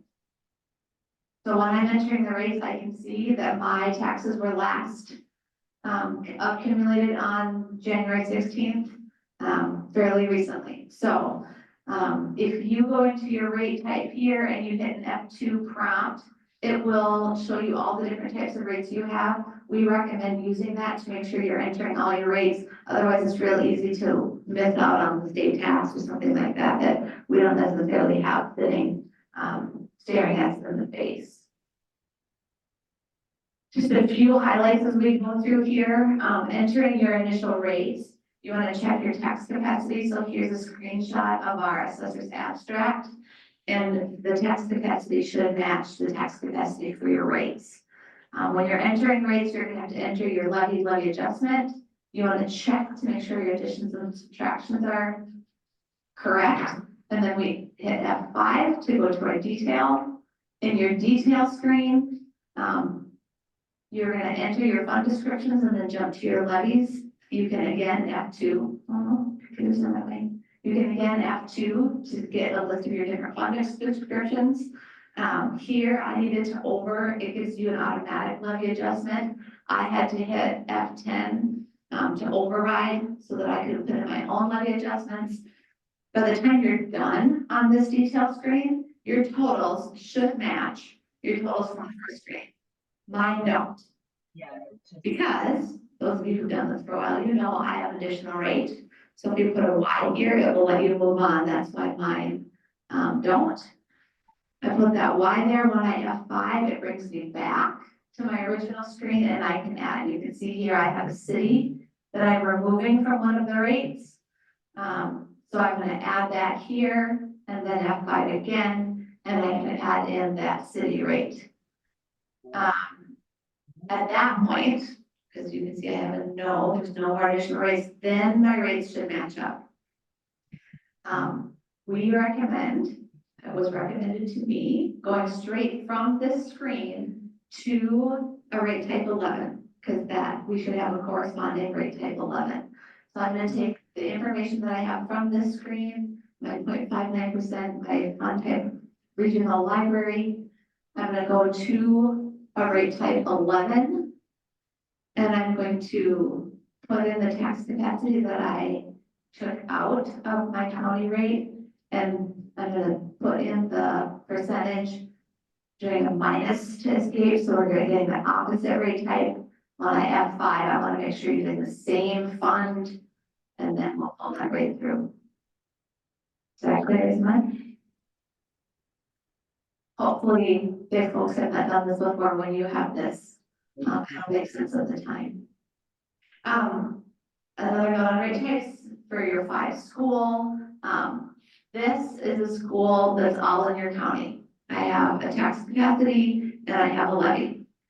If you have a school where its home is in your county, but you're sharing it with another county, then you will add, you can see this is not a subtraction, it's an addition. You'll add some tax capacity from another county to help you with your levy.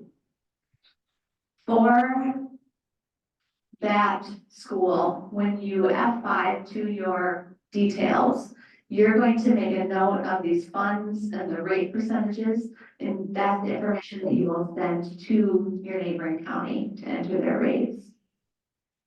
If you are the neighboring county and you're receiving these rates, then you will not have a levy to enter. You're gonna enter that percentage, and you're gonna enter the funds and percentages from your neighboring county. Note here, the system will tell you if you don't, you have to put in these decimal points. I don't know where else we have to, you're at your places, but here you do. Comments or questions? So there's one thing to talk on Zoom. Oh, okay. Maybe somebody not muted on Zoom. Okay, school, rate type 35, school referendum. Just a note that that runs off of the market value, which is at a different spot in your abstract. So if you're running through that and you are new and focusing on the line that I previously gave you in your abstract, you're gonna look for your 35 school referendum at the market value line, not previous one. And then you would enter those rates just like other school rates. Last note, state tax rate. The Minnesota has come out with its final tax rate, and your main screen, you would enter the two of them together as your rate down here. And then when you go into your detail, you're gonna enter them separately.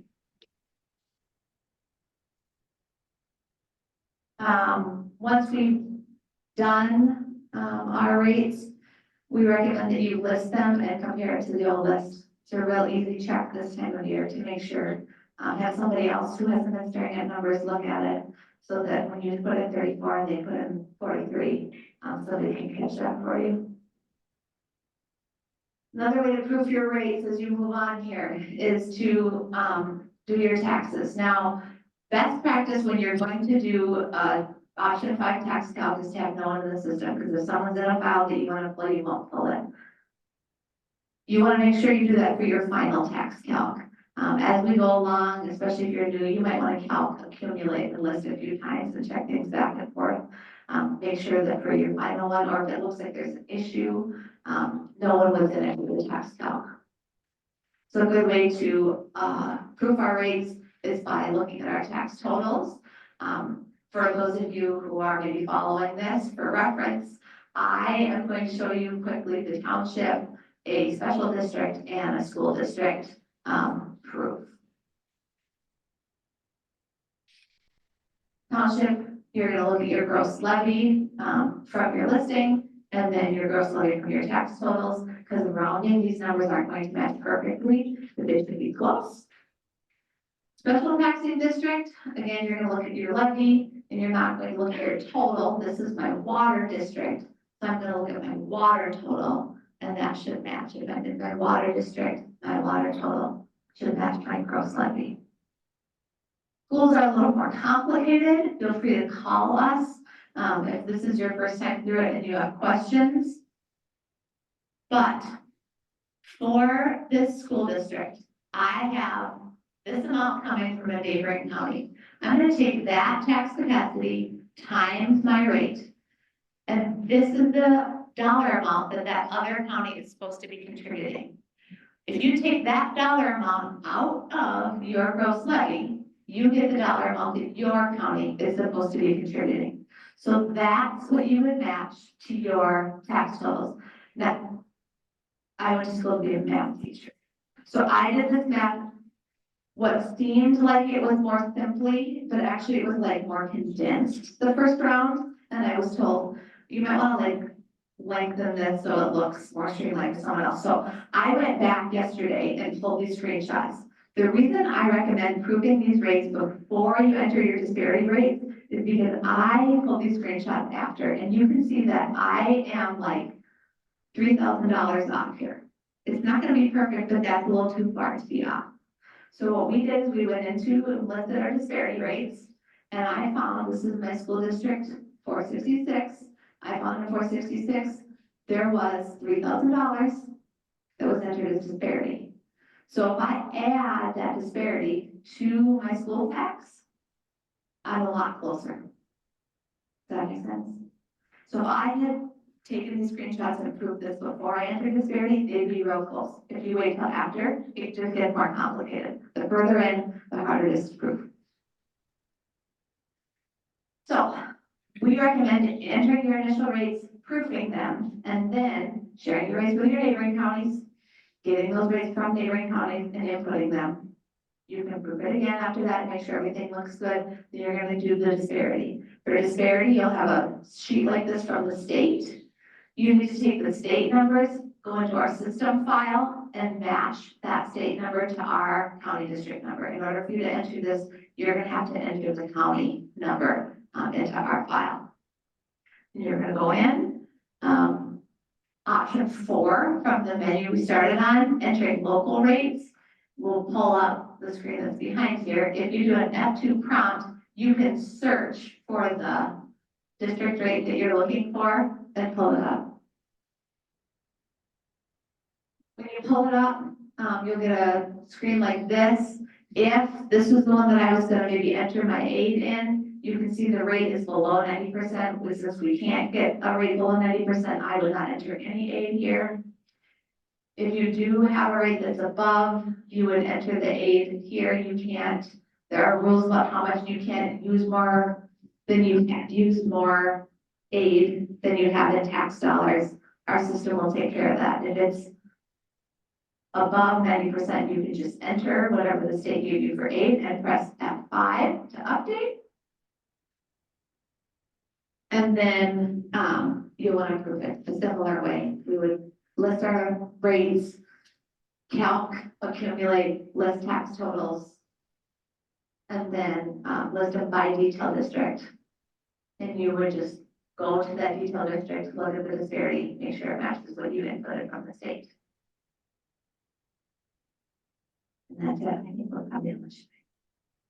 So quickly before we do lunch, we have handouts for these.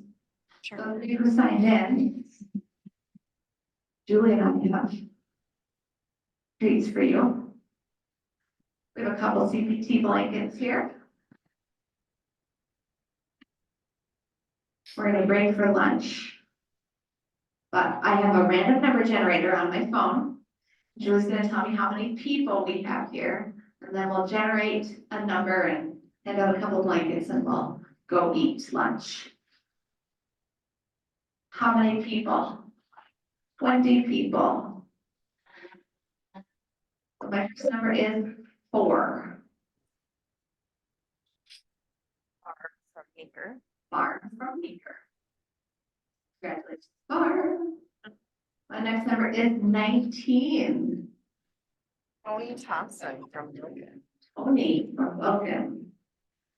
All right, so we are going to go eat. We'll be back a little after 12:30. And start back in for those of you on Zoom. Do another number on who gets to be a halftime show.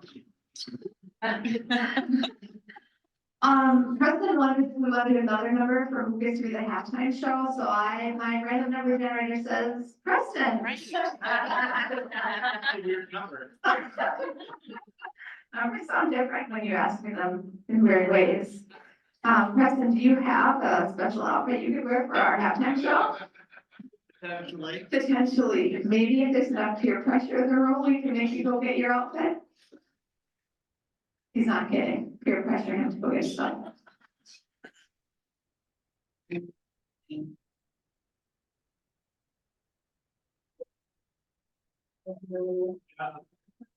Never started.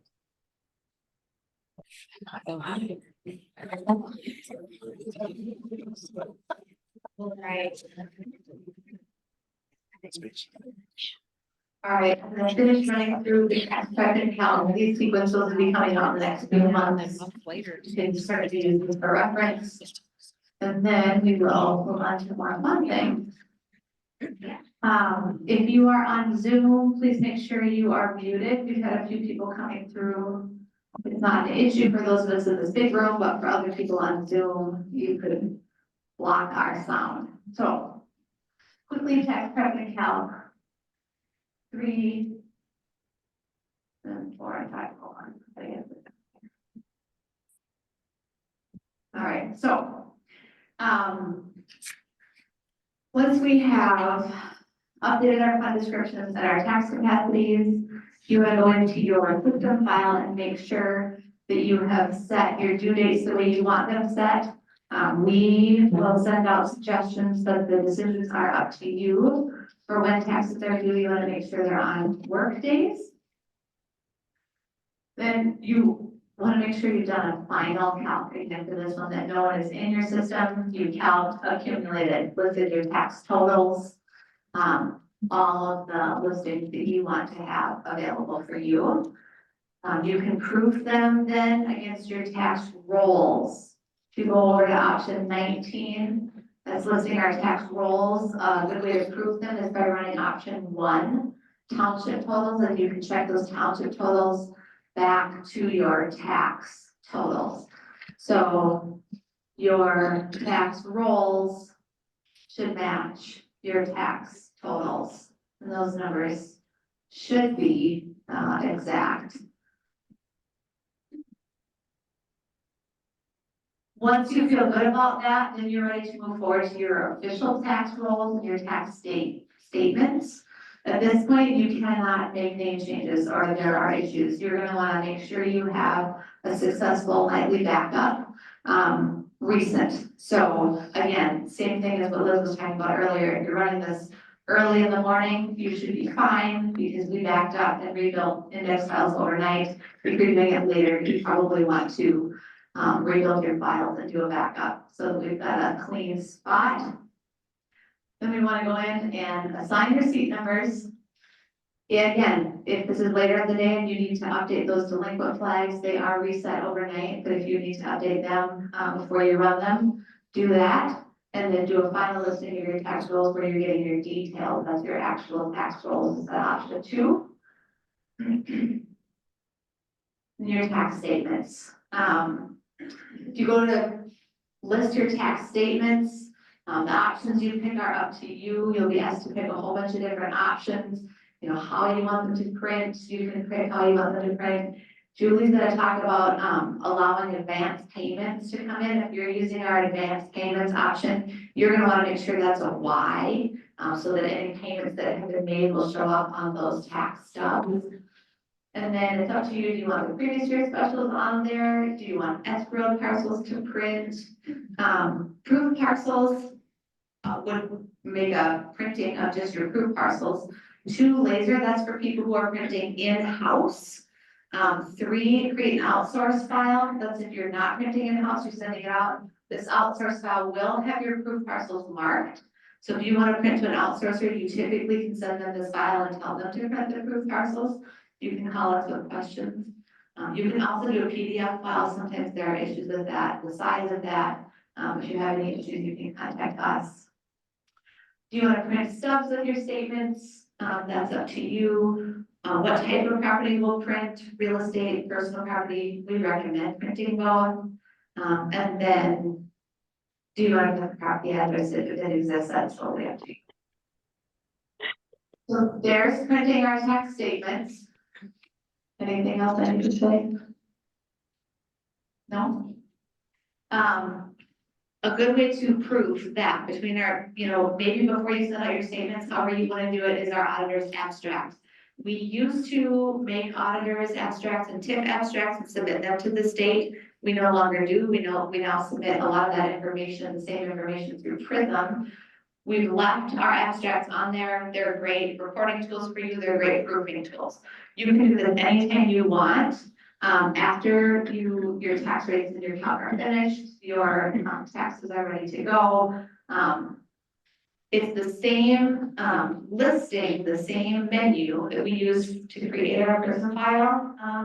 But do not create your Prism file until that sequence is sent out, because it changes a little bit each year, and the system won't be ready to sync with Prism until we send out that sequence. But if you go into this menu, these top ones you can do anytime. It's a great way to prove. So you're gonna wanna, we'll look at setting up the parameters, and then you'll need to build and print the abstract. Option 4 and option 7 are from back in the day when we would make a PC file and submit that to the state. You don't really need them anymore. So when you go into your parameters, the first thing you'll see is your special districts. You need to make sure you have descriptions and state codes for any districts that are recognized by the state, and then those will pull into your abstract in your Prism file. You would press enter to move through these districts. The next thing that pulls up are the unique taxing districts, your county and state code districts. These red on the bottom, these are the options that you can edit. If you need to make edits in here, you can. The bottom 3, you would need a Prism code. These blue areas are for Prism codes. You can F2 in here, and it'll give you a list of possible Prism codes. If you know you need to make additions here, you can F5 through these districts, or you can go to the bottom. And if you hit F6, it'll let you enter a district, and you can jump to that district and update it. At the end of those districts, or if you press an F8, you'll get to your county page. If you use our transmission and distribution lines, which should load in here, you can certainly use this as a proof. The senior citizen deferral amount, this does not pull into our Prism file. So if you have senior citizen deferral amount, I can hear people on Zoom. If you're really trying to make that scenario, We can hear you that now on big mute, drop down in SDR. and you're probably keeping other people from hearing us. That's wiped out as well. If you're on Zoom, can you make When sure you're you're muted? for it, it won't even notice it. But if you put incarcerated, it The will. senior citizen deferral, you would have to contact us so that we can get it into your Prism file. Maybe Preston can fix everything for us. And that's what we do at our office. We're like, we have a problem. Maybe Preston can fix everything for us. Which we usually can. So if you are not on Zoom, you now cannot unmute, but you can certainly chat in, and then we can go fix that for you. Oh, you just muted that. He just muted everyone. They can go back and unmute. Very good. Okay. Then you want to run options. Once you're sure your parameter file's good, you run option 2, build, and then you run option 3, print. You can print by state, township, or school. They're very similar. We're just going to look real quickly at a school. I printed this to a PDF. So here's my abstract, and my purple total tax should be the same as here. Actually, it should be red and red, but our screen doesn't see it. And then the net taxes should match. And you can see the gross taxes here. The totals are the same. If there was an issue, you can check the details. So that's kind of another nice proof to make sure that what you're sending to prison is what you want to be sending. You can also, run a TIF abstract, again, if we're stating the changes that we suggested, this should be better, but, if we're in our TIF menu, we would take, the option 11, the parcel listing, and check it against option 15, taxes, and we can do option 20, tax increment. So I told you that I made a demo parcel so that you can see that I split the information. This demo parcel, I didn't actually give any, I didn't put any information. I only put what I needed to in it for the tax system, so it's not generating taxes. This is from my parcel listing option 11. This is from my taxes listing option 15. I'm okay that there are 5 here and 4 here because I know that the second one doesn't have any taxes. In reality, you probably wouldn't have it. So this is a good double check for your TIF parcels. And then if we go into our TIF abstract, again, you're not going to submit this to the state anymore, but you can still bill and list it and see that the net tax is matching your net tax from your taxes listing. The last thing we do is move things over to the treasurer's side. So once we're sure everything's the way we want to do it, you want a nice clean backup. And then you're gonna go into this option 9 year-end processing. In that menu, you'll take option 10, update tax values to treasurer's sheet files. You wanna double check, that your, maybe while you're in your data processing, that your penalty and interest dates are what you want them to be. We did that in our New Year delinquent setup sequence, and we will try to send those sequences again when we do send out this information. After you do that, you're gonna go into your tax M23 and option 3, calc your total settlement. It's a big deal, so they say, continue. And then you can list your total settlement, option 13. I listed by township, school district, water district, and school referendum as PDFs. So you can prove, this is my total county gross and net proving. Your township, if you look at your township list, your gross and your net should be the same. If you look at your school districts, you can see here I had a school district where the gross and net match, and then I had the referendum where the gross and the net would match. Can you tell everybody what you're matching to, what report you're looking at here? Yep, so this is my tax totals, which we ran back in the option 3. And then these are my total settlement. You can run it to a PDF. So if you go to your total settlement and you find your school district, my gross for the school district is gonna equal my school tax. My net for the school district is gonna be my net school tax. And then my gross referendum for the school district is gonna be my gross referendum. And my net referendum for the school district is gonna be my net referendum. And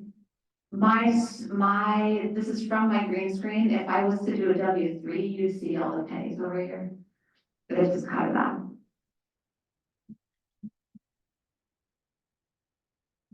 And then same thing for your special district. So I put in a water district. So I'm gonna take, for my water district, I'm gonna take my gross and I'm gonna go find my water district in that gross column, and that should be the same. And then in my water district, total settlement, I'm gonna find my net and go over to the water district and the net. So whichever special district you're looking at, those totals should match. And the last thing that you can certainly check here is your tax capacity rates. So in tax M23, you can list your settlement tax capacity rates. And option 22, kind of where I started today, was listing your initial rates. And they really should be the same.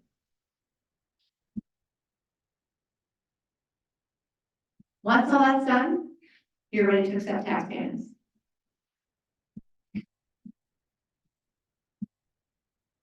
Anything else that I didn't say or was not clear? You can contact us with questions. We will send out the PDF or a PDF of this slideshow.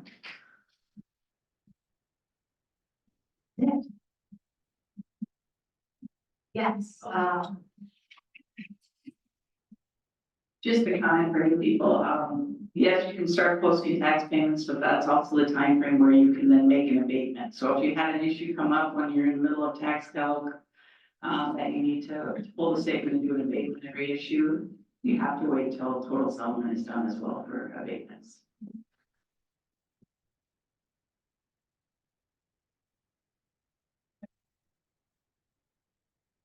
So maybe also want to cover how people, what they need to run to get their tax statements out to the web, or if they want to approve an application center for archival purposes, what, report options they need to use for those. that's something I'm not familiar with. I've been here since October, so I've never done this. I learned all of this in the last week off of paper. So if you have questions about that, you absolutely call. I am a quick learner. I will tell you, I'll call you back, and then I'll call you back in half an hour, and I'll tell you how to do that. Does somebody want to run through that here today? Or, They're on tax M99. And so what was the question? To get it to the web. Well, to get it to the web, you have to notify our office. Because we have to move them. And, to get them archived, I think we do it two ways. We either do it, you call us and we do it, or, I think that's actually how we're doing it. Yeah. Yeah, you just give us a call and we'll get it archived for you. Anything else? so for both of those, contact CPT and we will help you. Yes. The answer I gave, hi. Do the right thing.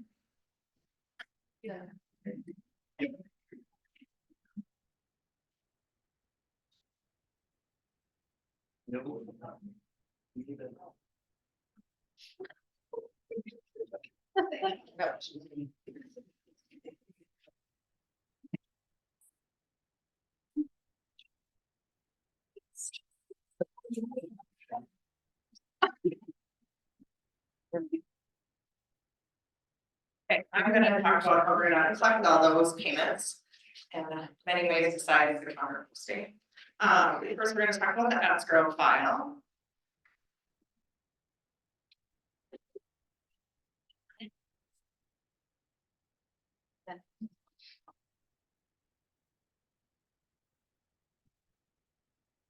So first, you're gonna want to go into the escrow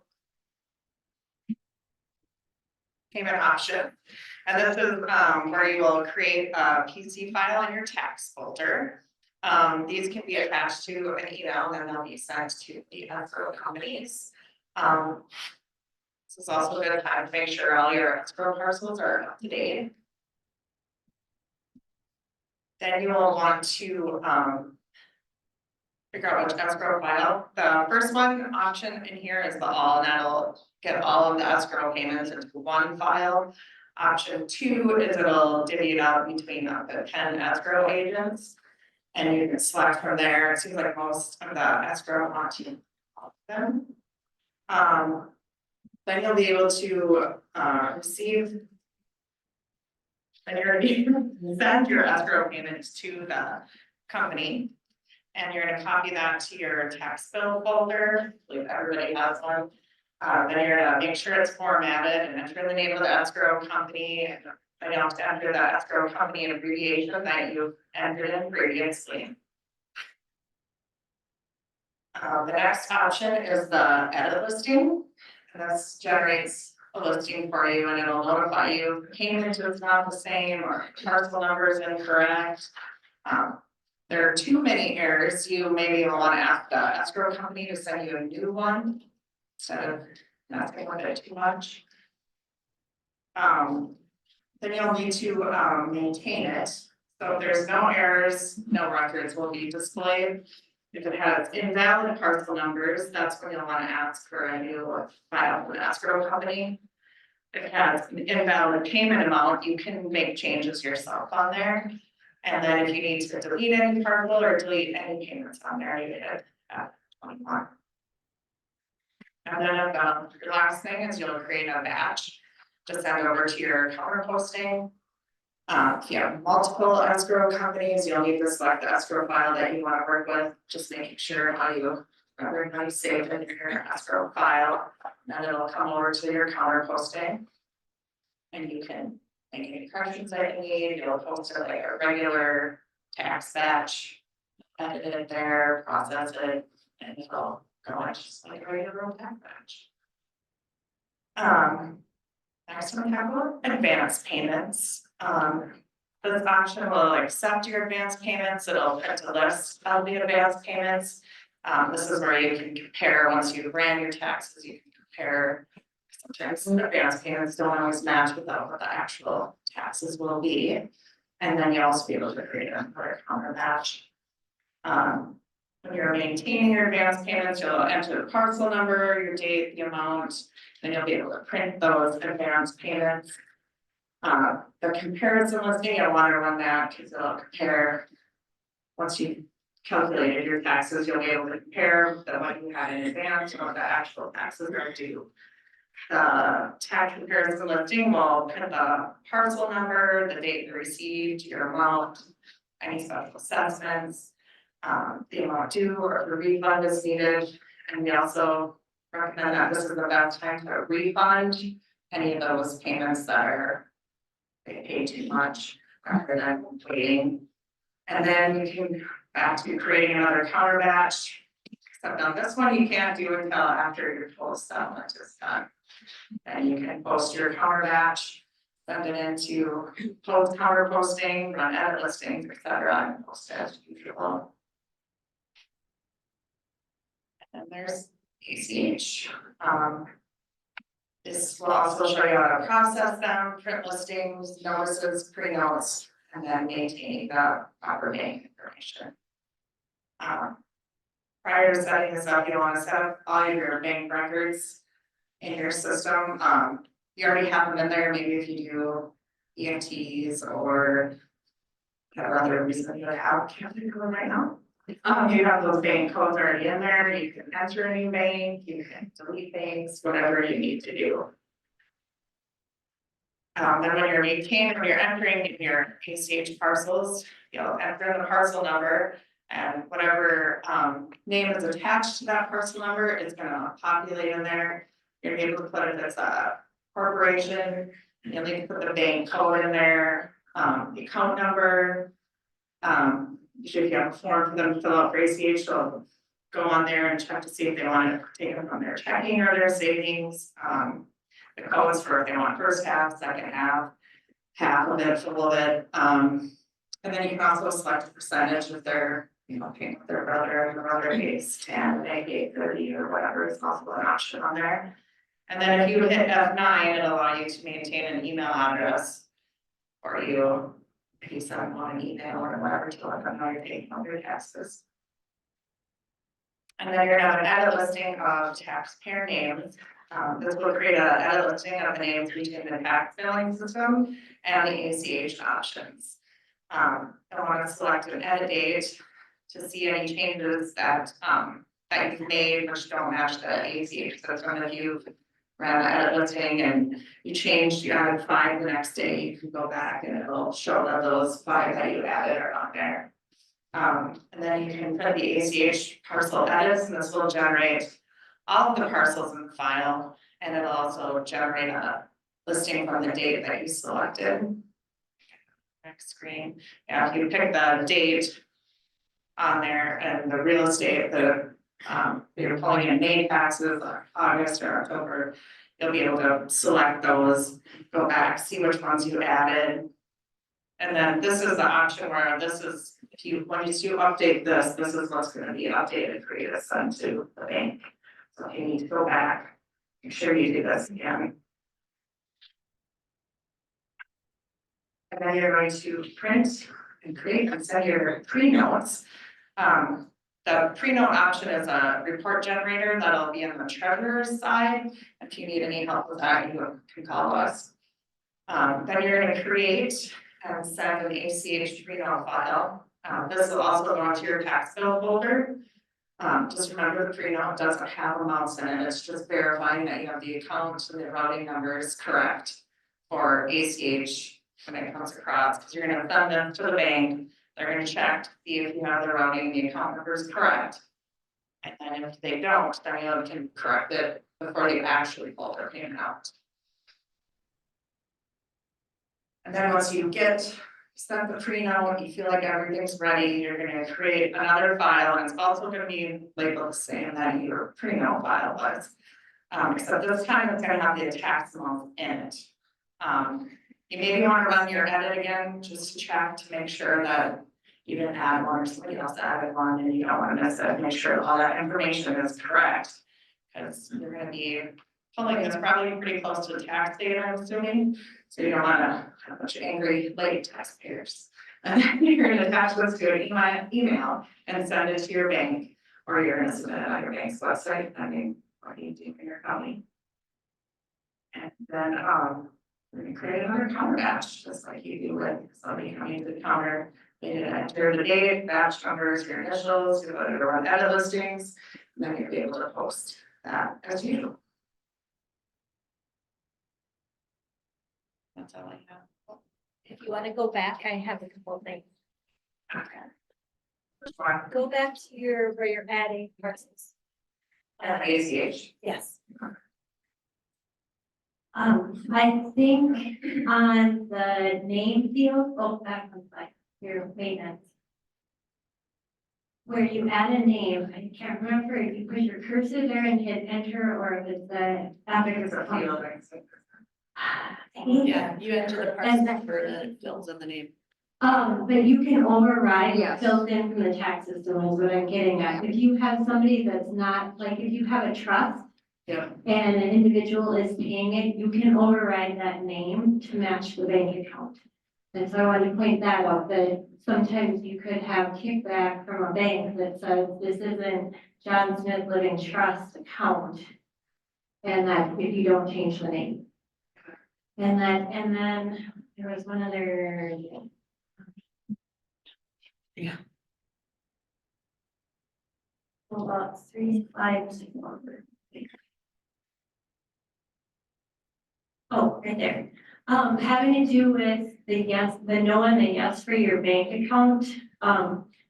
So if you say no and print it by parcel, when we first started doing ACH, if you chose that, then people's bank accounts get multiple hits. And depending on what type of bank account they have, they may get a fee charged per item. So then if you say yes, then what goes to their bank account is a grouped amount. So if they have 3 parcels, $500 each, the withdrawal from their bank account is gonna be $1,500 versus 3 $500 items. So that might be something to keep in mind.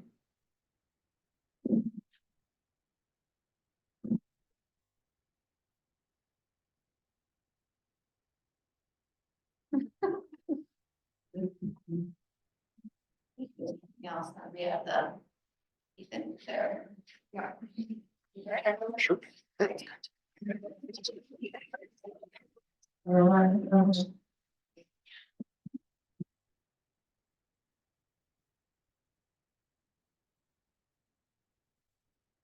So this afternoon, we're going to go through our report generator. And Ethan here is going to help me. He's a developer at our office. He's worked on report generator, Camel and Kellogg e-tax, the whole 9 yards. And Tricia here is our project manager for all of our e-tax projects, and we're just happy to have her to keep us in line. So, okay, so green screen report generator is really hard to work with at times.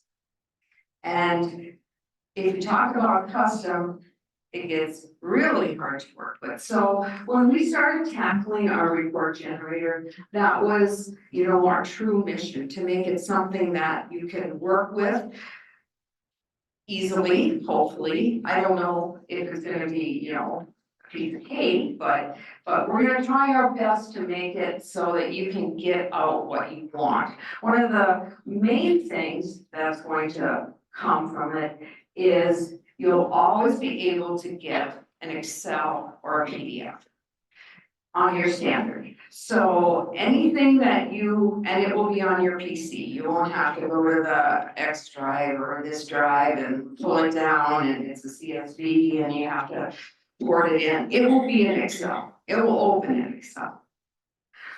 Okay, so when you first go in, you will only see your reports. And everything up here can be sorted, but over on the right is an X. And there's an X because this is my report and I can delete it. When we view all reports, anything that isn't mine, the X will disappear. Now, someone else's report you can look at and you can determine if you would like to copy it, which is yeah. Okay. So someone else's report, in order for you to make real changes, you would have to copy. And like I just said, you can't delete others' reports, but you can delete your own.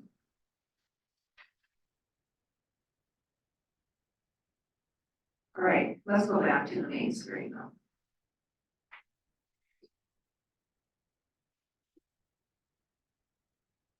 Was this version coming or where is? Yes, this is currently being tested by users and there will be more testing. What we're working on is being able to have a way to come from the green screen down to this. So this will be the first thing you will see out of eTax is our report generator options.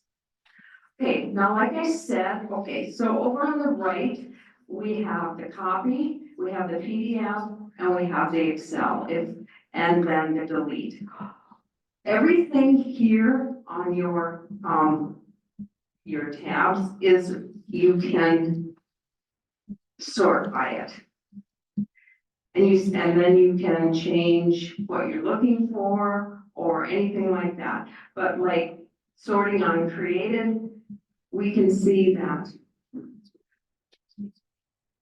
Yeah, we can see some old stuff because we will be converting everything that's in your system. If you don't want to convert it, now would be the time to go get rid of it. But if you don't, you can, it'll come down and it'll get converted. And since you have to delete your own reports, we may have to figure out a way to assign a user to users that have been gone if you want to get rid of stuff or anything like that. But any field up here can be sorted. Or use the word contains.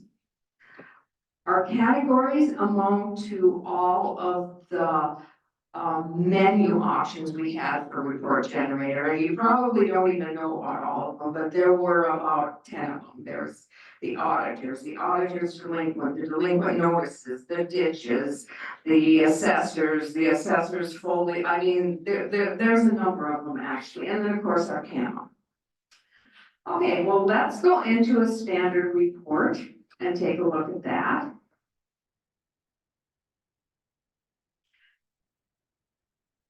So as soon as we choose a report, then we have the top tabs at the top, which are, I can't read that first one. What's that? Fields. Okay, field, yes, fields. And then the print, the sorting, the filters, summary, and then our output. And if it's already a report that's created, you can go forward on those tabs. You don't have to go in order. We'll go in order today. So the first thing, the fields. So just like on the green screen, we're gonna have to select our fields. That would be a given, but we wanna try and make that easier. So if you hover over the text, it will tell you a little bit about the field.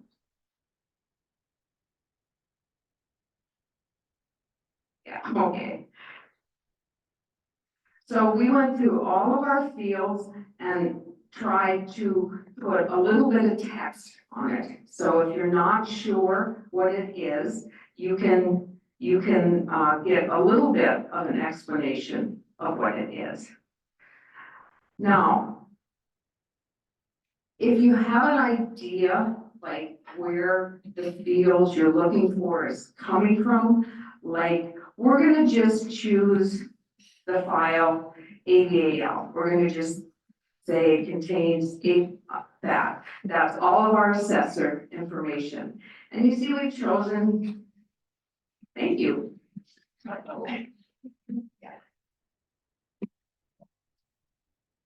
AV mute.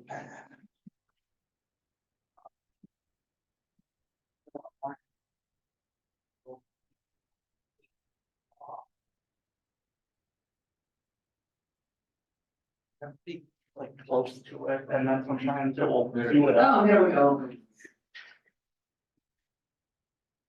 Okay, so we've got our assessor's value fields up here, and we're just gonna pick a couple more. We're gonna pick, we got the house, we're looking for the site.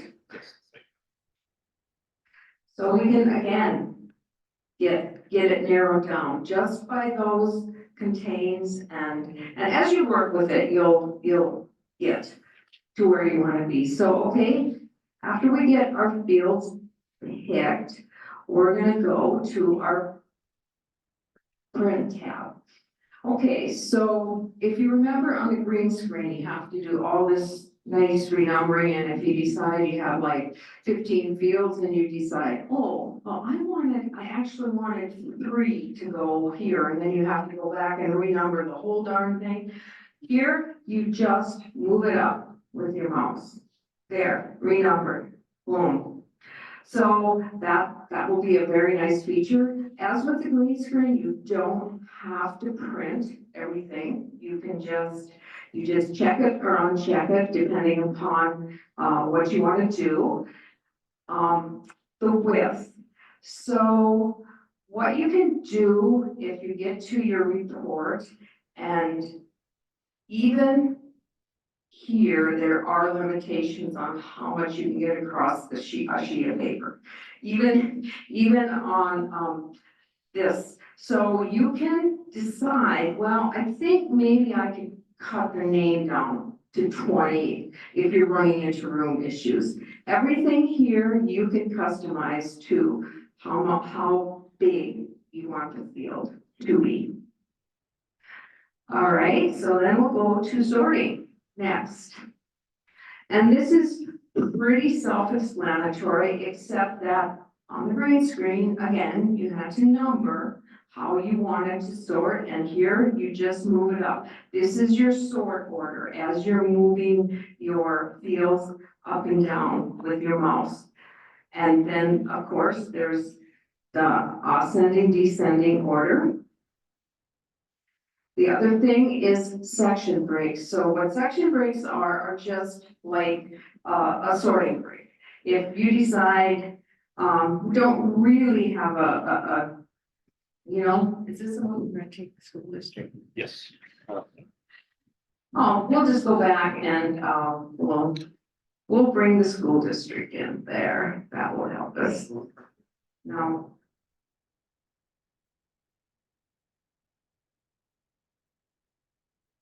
All right, so we're going to print mainly by school district and then parcel. So we would probably want a section break on the school district. Okay, so next. And then of course you can page break as well. This is how we choose, one of the ways we choose what our range and select options are going to be. And we have a whole list of them. On the green screen, you just had like your ranges, you could go from and to. Here we can go equals, greater than, not equals. So we are going to take a range of parcels.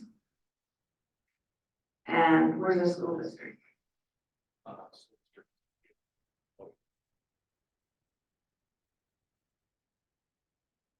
Yeah. So we'll pick one school district and we're going to pick a range of, yes.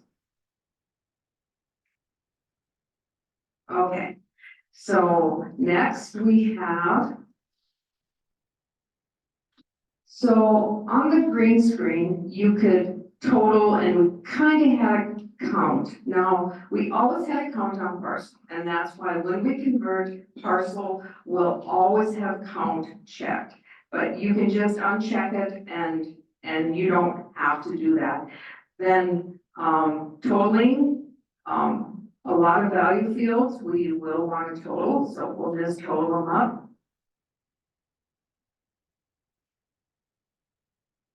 And we have min, max, and average, which we're not used to working with on the green screen, but as you work with it, you can use that as well. Okay, so now we have our output options. So we can have summary, yes or no. We can choose our page orientation, portrait, landscape. Our paper size, we have 3 sizes. We have letter, legal, and 11 by 17. And like we said, you can always choose a PDF or an Excel. That is always an option. And here's our remove protected official that we just added on the green screen. Stagger total lines. So if you have a lot of totals that are right next to each other, you probably want to stagger them. But if you only have 1 or 2 totals on the whole report, I would think that because you're gonna eat up every total you have, you're gonna eat up 2 lines and if you stagger. So this is just something you'll have to play with and decide, but that's what it means and that's what it's about. The options page is really like the green screen where you print what you chose, your selections, your sorting, all of that. That's what that is. You do not have to print it, it's up to you. We'll go back to the report notes, but the subheading is just like the green screen, just any little thing you want to print on your report. Like we're going, yeah, and we're going to print the school district number, or we. So the report notes was added, so you can, to yourself, make a memo. Because if this is a report you run like once a year, once or twice a year, it gets hard to remember. Like if you have a lot of report generators, it gets hard to, oh, what was that one I ran? I run that once a year, yeah. What do I call it? This and that. You can make yourself a note here on what this is. You can say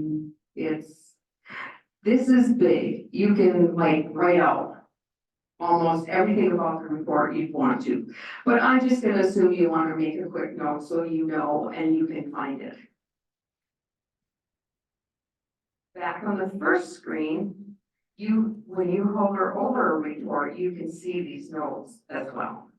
Okay, so over on the right are the margins you get to choose and the font size. So if you're in a place where, because here, if you have too much data, your lines will wrap.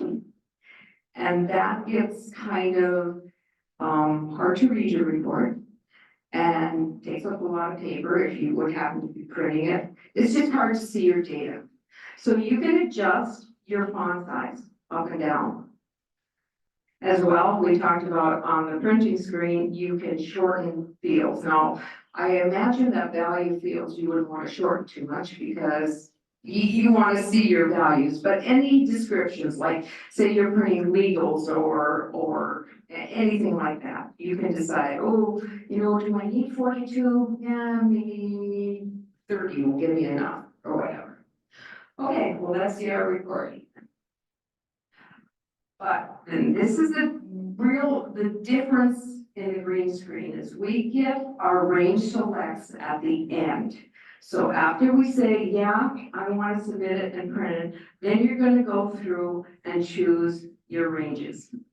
And here's a New Year question. And this is going into your downloads folder, just like everything in e-tax, all listings.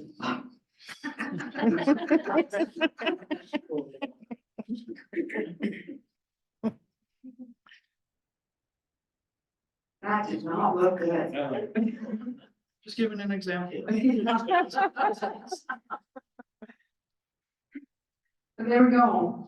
A simple standard report.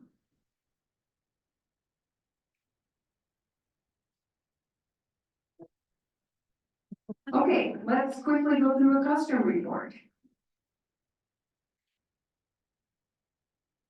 Yeah.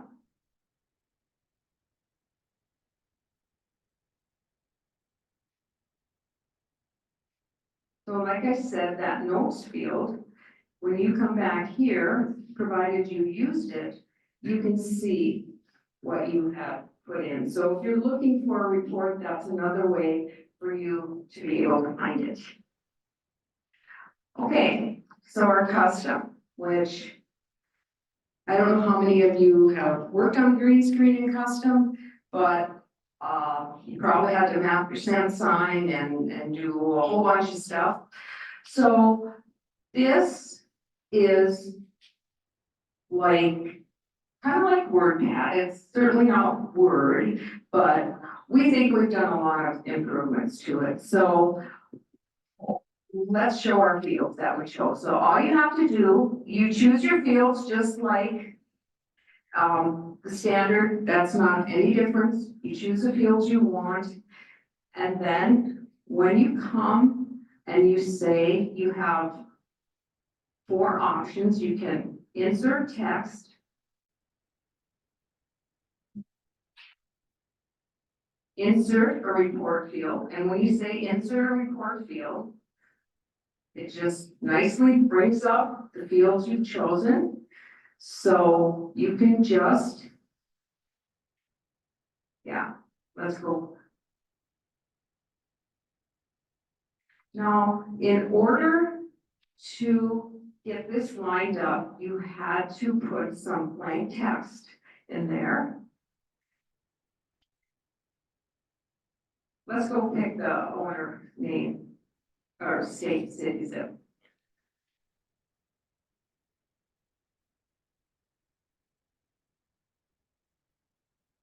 So we're gonna add a few more fields.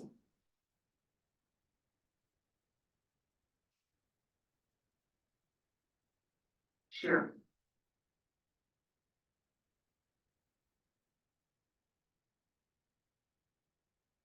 See how nice that find works? And there we have it.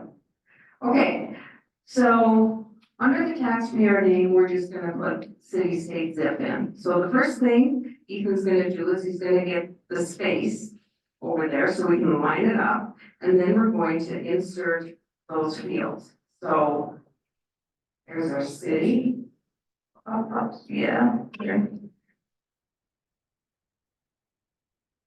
And if you remember on the green screen, as long as the field is the description, it takes the whole way. Here, when we pick the state, it's too long, 2 characters long. So that's all it's gonna take. To the owner, not taxpayer. I wonder if it's getting confused with alternate owners and stuff. Oh, you're right.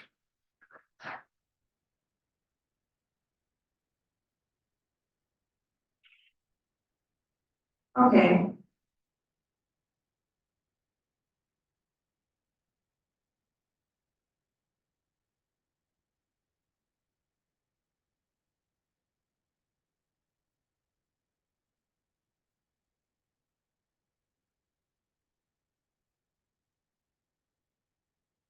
Yeah.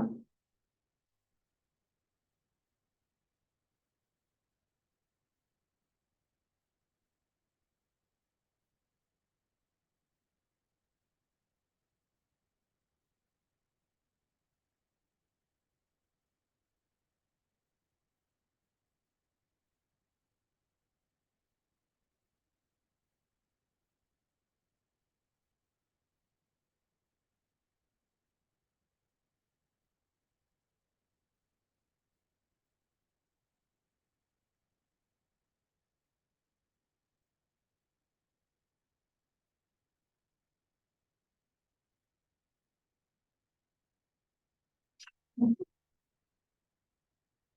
well, you get the idea. So over on the right, let's point that out. Okay, there we go. You have where you can remove everything, which you probably don't want to do unless you're really unhappy with what you have. And zoom in.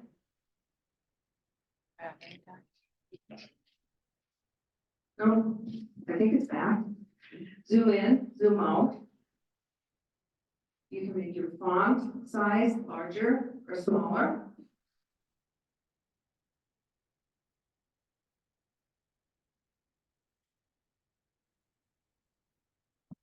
Orientation, yeah. I think this is, yeah. And then we have our margins.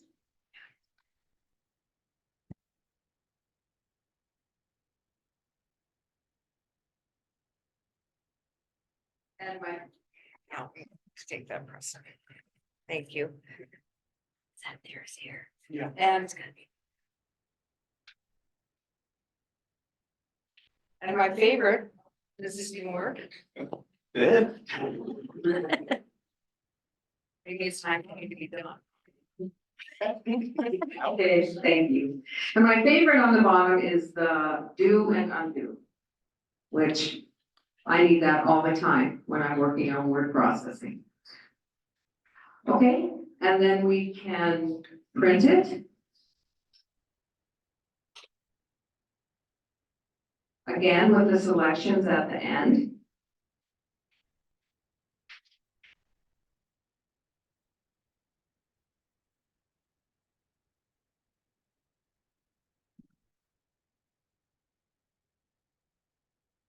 Okay. So, any questions on that? Oh, okay. Any questions on that? Like I said, the first goal is to be able to, well, to get it tested, of course.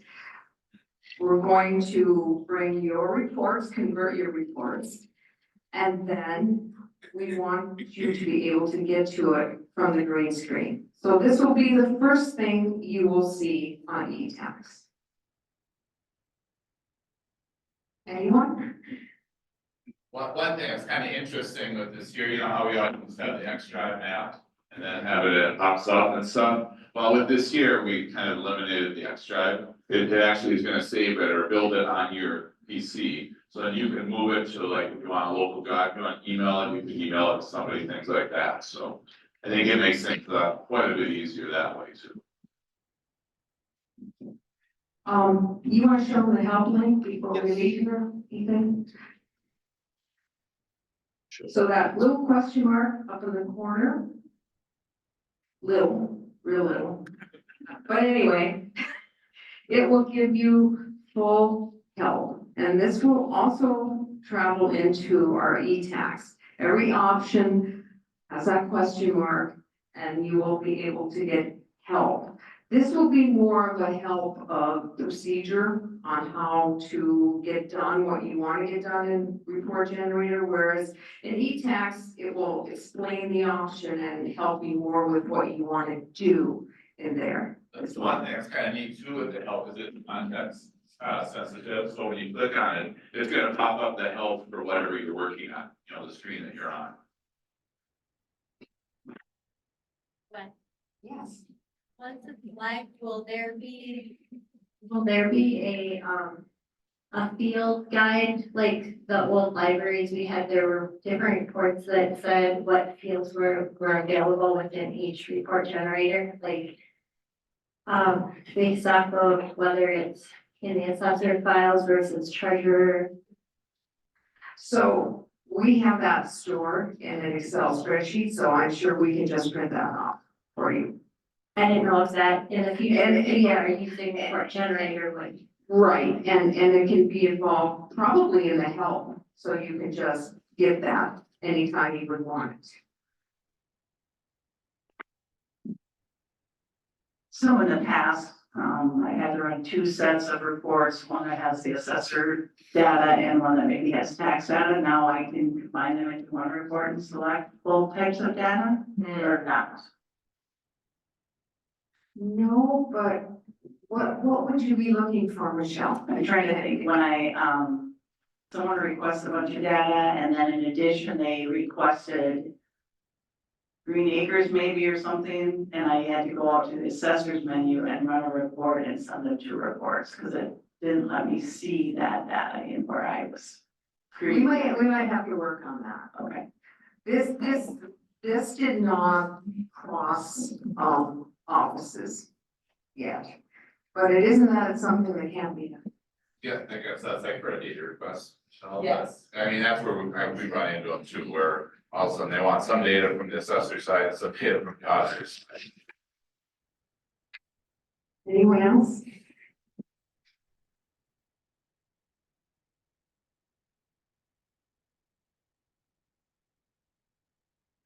Okay, anything else that you would like to talk about today? Before we send you on your way? We're tired, we've had enough. No, it was great to get together and to have this meeting. I know it's been a while and. Oh, yeah.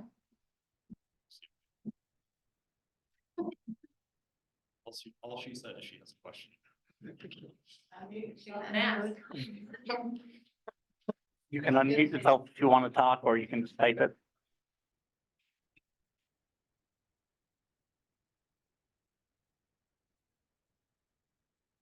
From a report that works well for the full year school abatement report. Okay, I don't think I can answer that right off the top of my head. You'd have to give me the specifics, and I think we could look into that, of course. One easy enough.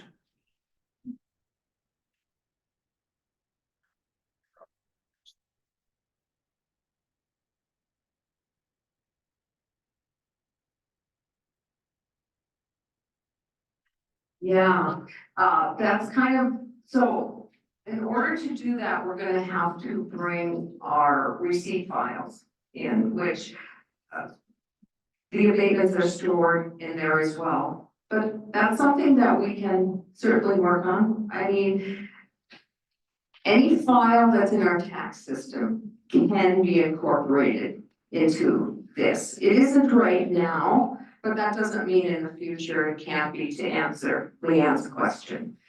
So I guess I'll phrase it like I did when we talked about Campbell Land Health. There's certainly things that we want and could be done, but we have to get it done first. And then we can work on our enhancements that we've all been waiting for. At least I believe you have. And that's my answer. Gwen, wouldn't she be able to run the abatement settlement is gonna break it out Yeah. Oh, yeah, the abatement settlement would. versus the journal? If yes, how others do it, so. Okay. Yes, but that's right. There is instead of running just the journal, you can then run the school abatement settlement listing that would give you what the breakout for the school to be abated. So you should be able to get that for each year because it's gonna run it by year. Right, and where's that at, you know? It's in the same area. Tax M33 in settlement. Yeah. Is it good? That's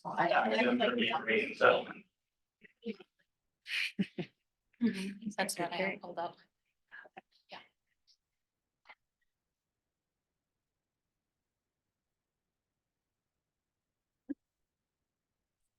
Okay, well, we can work on that too. Additionally, it would be nice to have a listing of all the reports.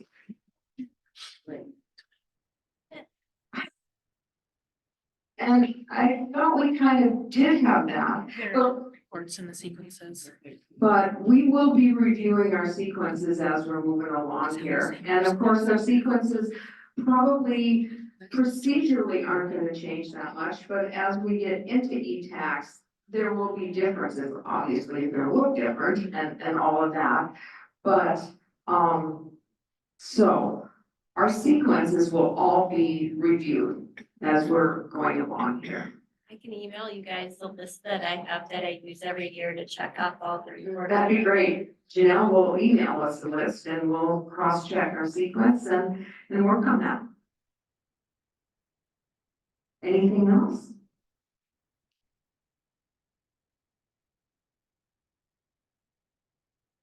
Thank you, Janelle.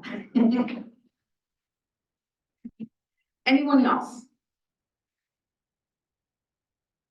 Just thanks for everything you guys do for us. Thank you. Thanks so much. And thank you for coming. Is that Leanne from Marshall that is asking about the school settlement? Okay. I can reach out to her. I'm sure she'll do that. She doesn't. She's gonna get that. There, sorry. I need to make a little bit. I don't even see exactly what Janelle. I'm pretty sure 347. It is, and I was even looking at that.